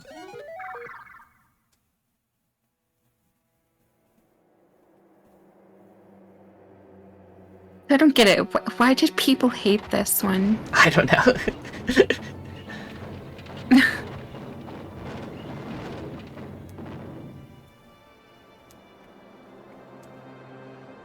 The burning of the Versailles witch. I don't know how it's pronounced. I think it's like French or something. Yeah. I don't know French. Nor do I. Burn the witch. Oh my. I had a nickel for every time somebody tried to sacrifice somebody for a castle and then they get burned. It's 2 nickels. It doesn't match, but it's weird that it happened twice.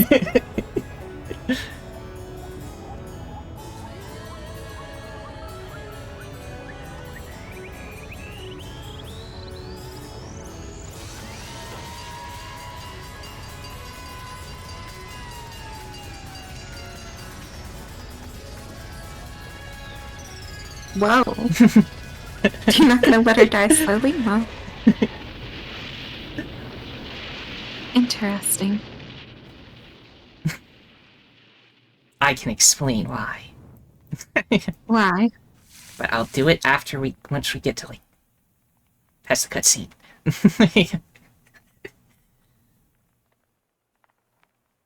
Yeah. Okay. It's over. Okay, I shall explain some things. Okay, regarding Celeste as a whole, you know how whenever we talked to her, she was talking about all these, like the Russian roulette and all those games she played and everything, and she, like, described some of the people involved with it and everything. Right. All of those are, like, references to manga. And it could just be references, but I am led to believe that she is just lying about being a gambler at all, and she doesn't actually play any of the games that she mentioned. Remember how she asked to be taught how to play that game, and then when we, pointed out that she know how to do it, she, made up a story on the spot about how, no, she totally won in a tournament even without knowing. But because the thing with Celeste is she's all about keeping up her reputation as, like, the character she has set up, Celestia Ludenberg. And she, like, hates her, like, original form. I assumed she was just, like, some loser somewhere, but she was good at lying, so she just made up this whole persona about who she is and everything. And, like, if you look we saw that inside of her room, there was absolutely nothing game-related in there, as far as I remember. Everything was, like, fancy dresses, she had a coffin and stuff, because she likes vampires and stuff. But there was absolutely nothing game-related in there. You'd think the ultimate gambler would have these things, but she didn't. Honestly, that checks out. I love that hyper-analysis. Very, very good. And that's why she would definitely want the money even harder, because she has no money. She's just a nobody that pretends to be fancy. Right. She probably works at like a gas station or something. And that brings us to explaining her execution. She was being burned as a witch. And if you notice, she had a smile on her face because there was a spectacle of her death. She was like a big deal, and that's what she's all about being. But then, out of nowhere, a vehicle comes over and runs her over and instantly kills her. And being killed in like vehicle accidents is like one of the most common and like normal things that people every day get killed by. So it's like the most normie death possible. So that's why her fancy death of being burned alive was stolen from her and killed by the most normal of all deaths.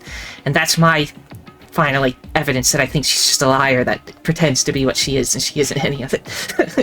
I love that symbolism. Yes. And a lot of people hate the execution.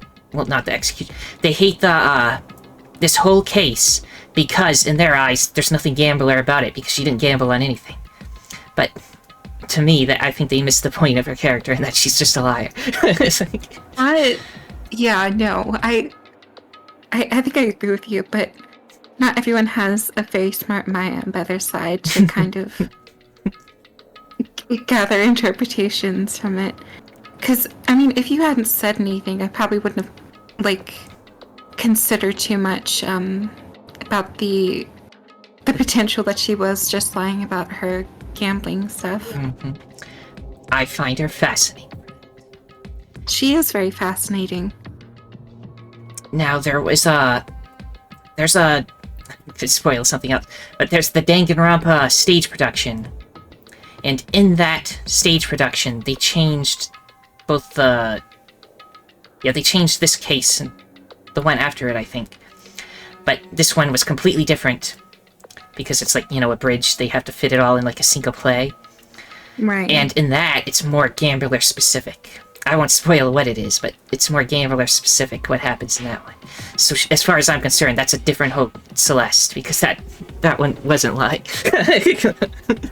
Yeah.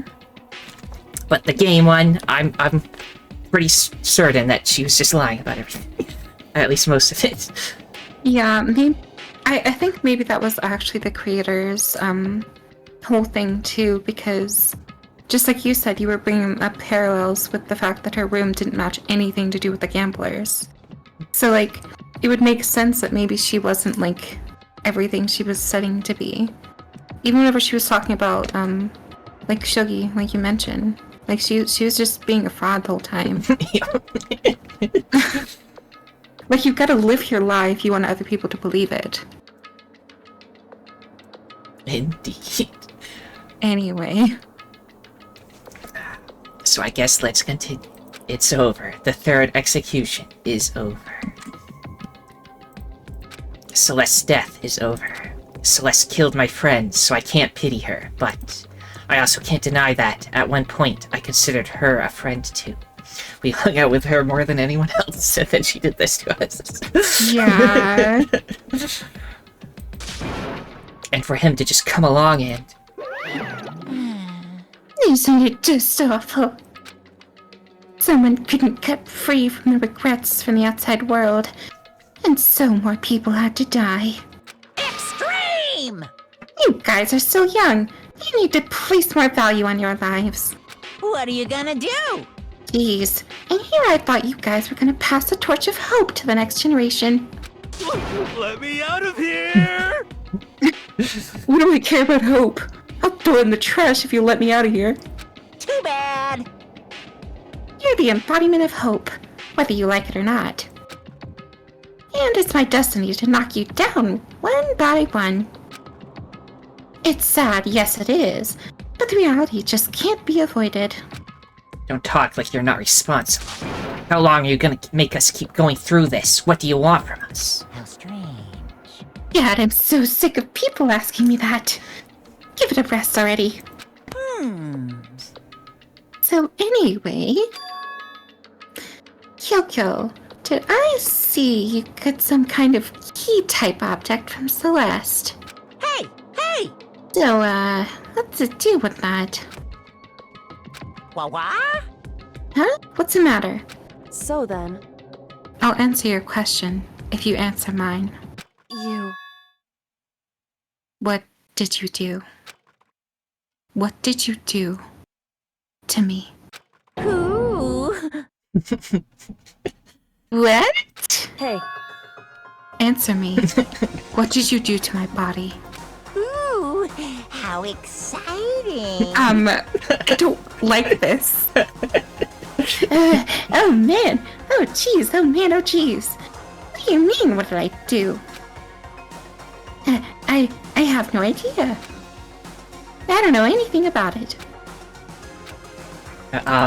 What was that just now? The mastermind did something to Kyoko's body. What does that mean? Hello.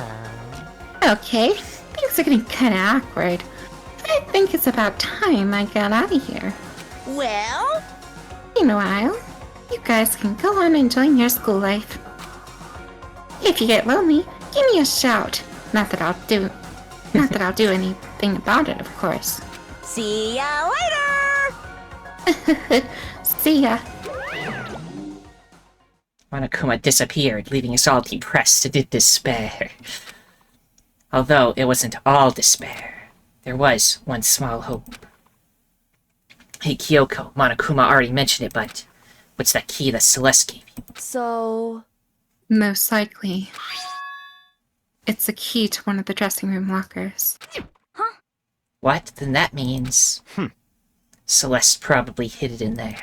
Hey, I suppose sometimes it's easiest to miss what's right beneath your nose.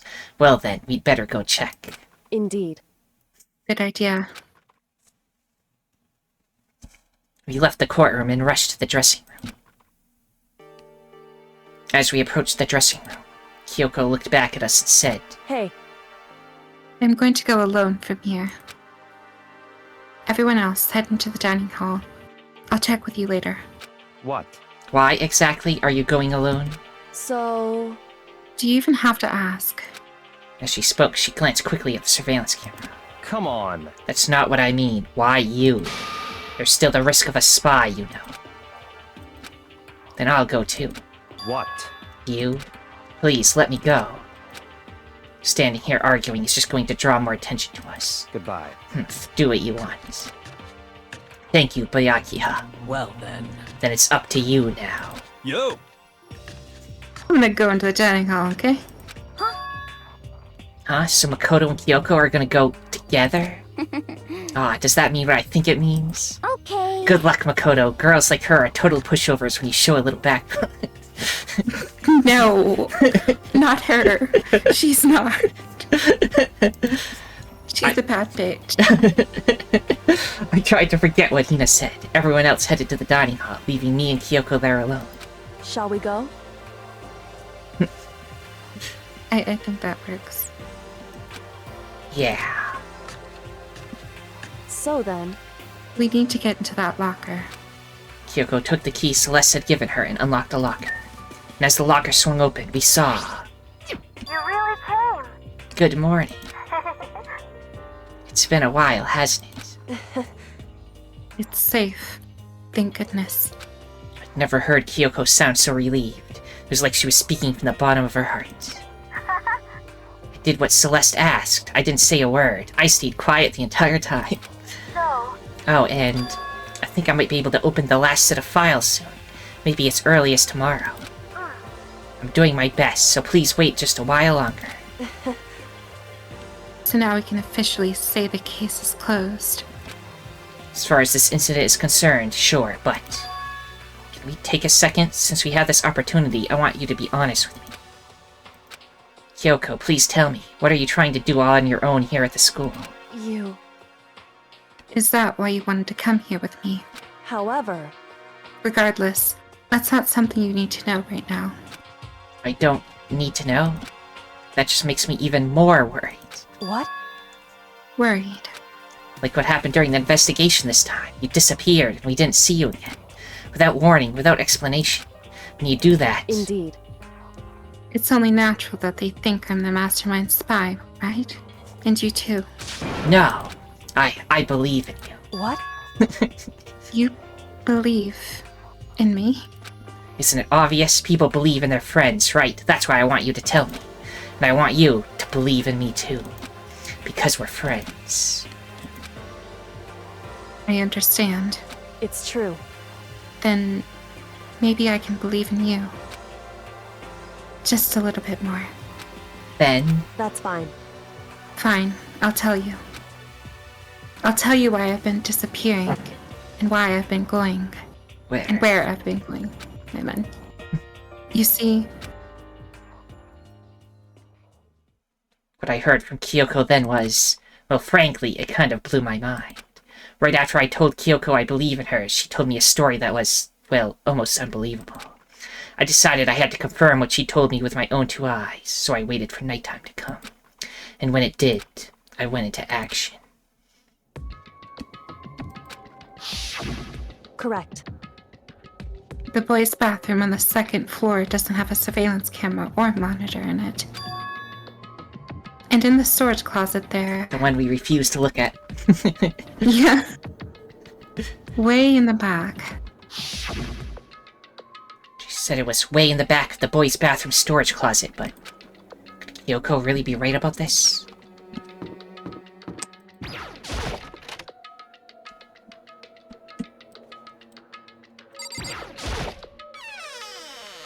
It's just a normal storage closet as far as I can tell.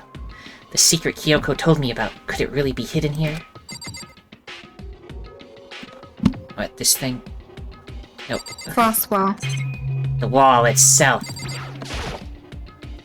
She said it was way back in the storage closet. Let me just look at the map real quick. Yeah, look, there's like a hidden room that I pointed out. Oh my. She said it was way in the back of the storage closet. But I mean, seriously? Without thinking, I placed my hand on the back of the storage closet. Suddenly, as if I were being yanked in... Gashunk. At the same time as I heard that sound, I fell through the wall. I had no idea what was going on. Bump. I had fallen to the back of the storage closet. Huh? It turned out, the back wall was like a revolving door, and I'd made my way to the other side. Just like Kyoko had said. Correct. In the boys' bathroom on the 2nd floor, there's a storage closet. And way in the back of that closet, there's a secret room. So this is the secret room. But what's in here? It's a good question. Let's look at the stool first. It's just a normal desk with normal drawers. I'll look at the files or whatever. There's a bunch of files, what looks like volume after volume of yearbooks. They're all covered in dust.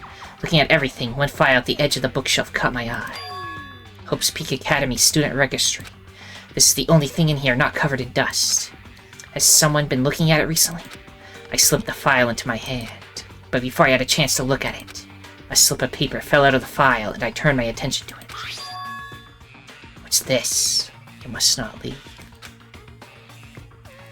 That's kind of weird. I could understand if it said, like, I can't leave, or, but you must not leave. What is this? My head feels funny. A strange sensation. It's like deja vu. Those words, you must not leave. I've seen them somewhere before, but can't quite remember. What do I know? What don't I know? Oh no. Oh no. A strange sound rang out through my head. It felt like it was shaking my brain back and forth. And then, darkness. I don't understand what's happening. I don't know what started it. It's all over. And with that, I opened my eyes. I didn't know how long it had been. Now the files are gone. Oh. Ow. Apparently something hit me and I lost consciousness. That's all I understood. The dull, throbbing pain in my head proved that much, at least. Well, dang.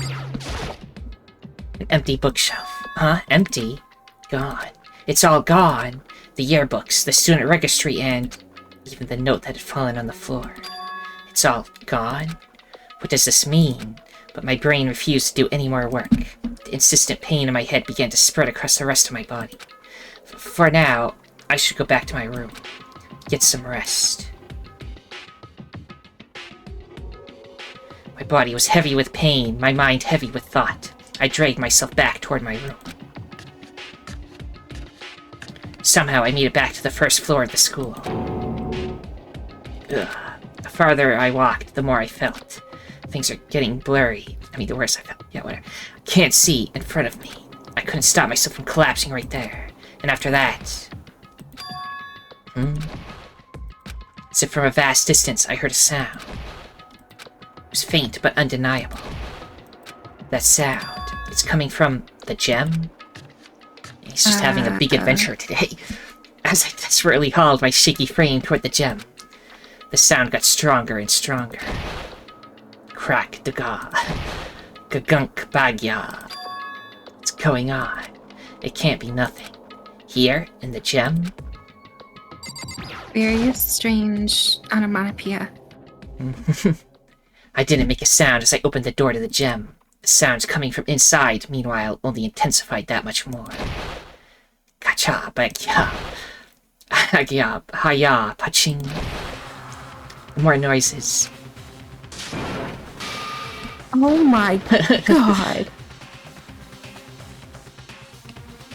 Before me there raged a battle beyond anything humanly possible. No, one side's not human, that's for sure, but regardless, I couldn't stop staring. I forgot to move or even breathe. Why, you? What do you think you're doing? I asked you a question. What's the meaning of this? How dare you defy me? This wasn't part of the deal! The deal? I've made a decision. I will no longer retreat, no longer compromise, no longer regret. I've made my decision. I'm going to resist you. Okay, but you do realize what will happen if you go through with this, right? You haven't forgotten, have you? What I'm holding hostage? What am I looking at? What am I hearing?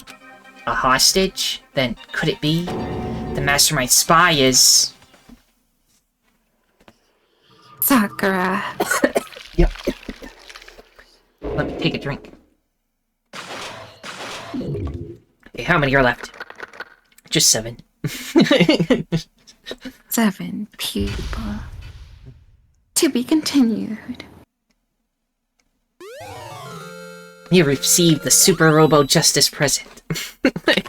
Yes, I love all these mementos of our trauma.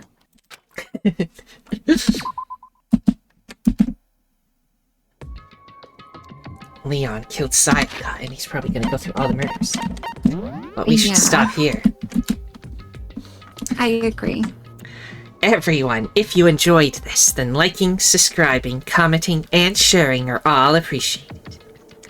The most important thing, though, that thou must absolutely do, is have a nice day. Bye. Bye.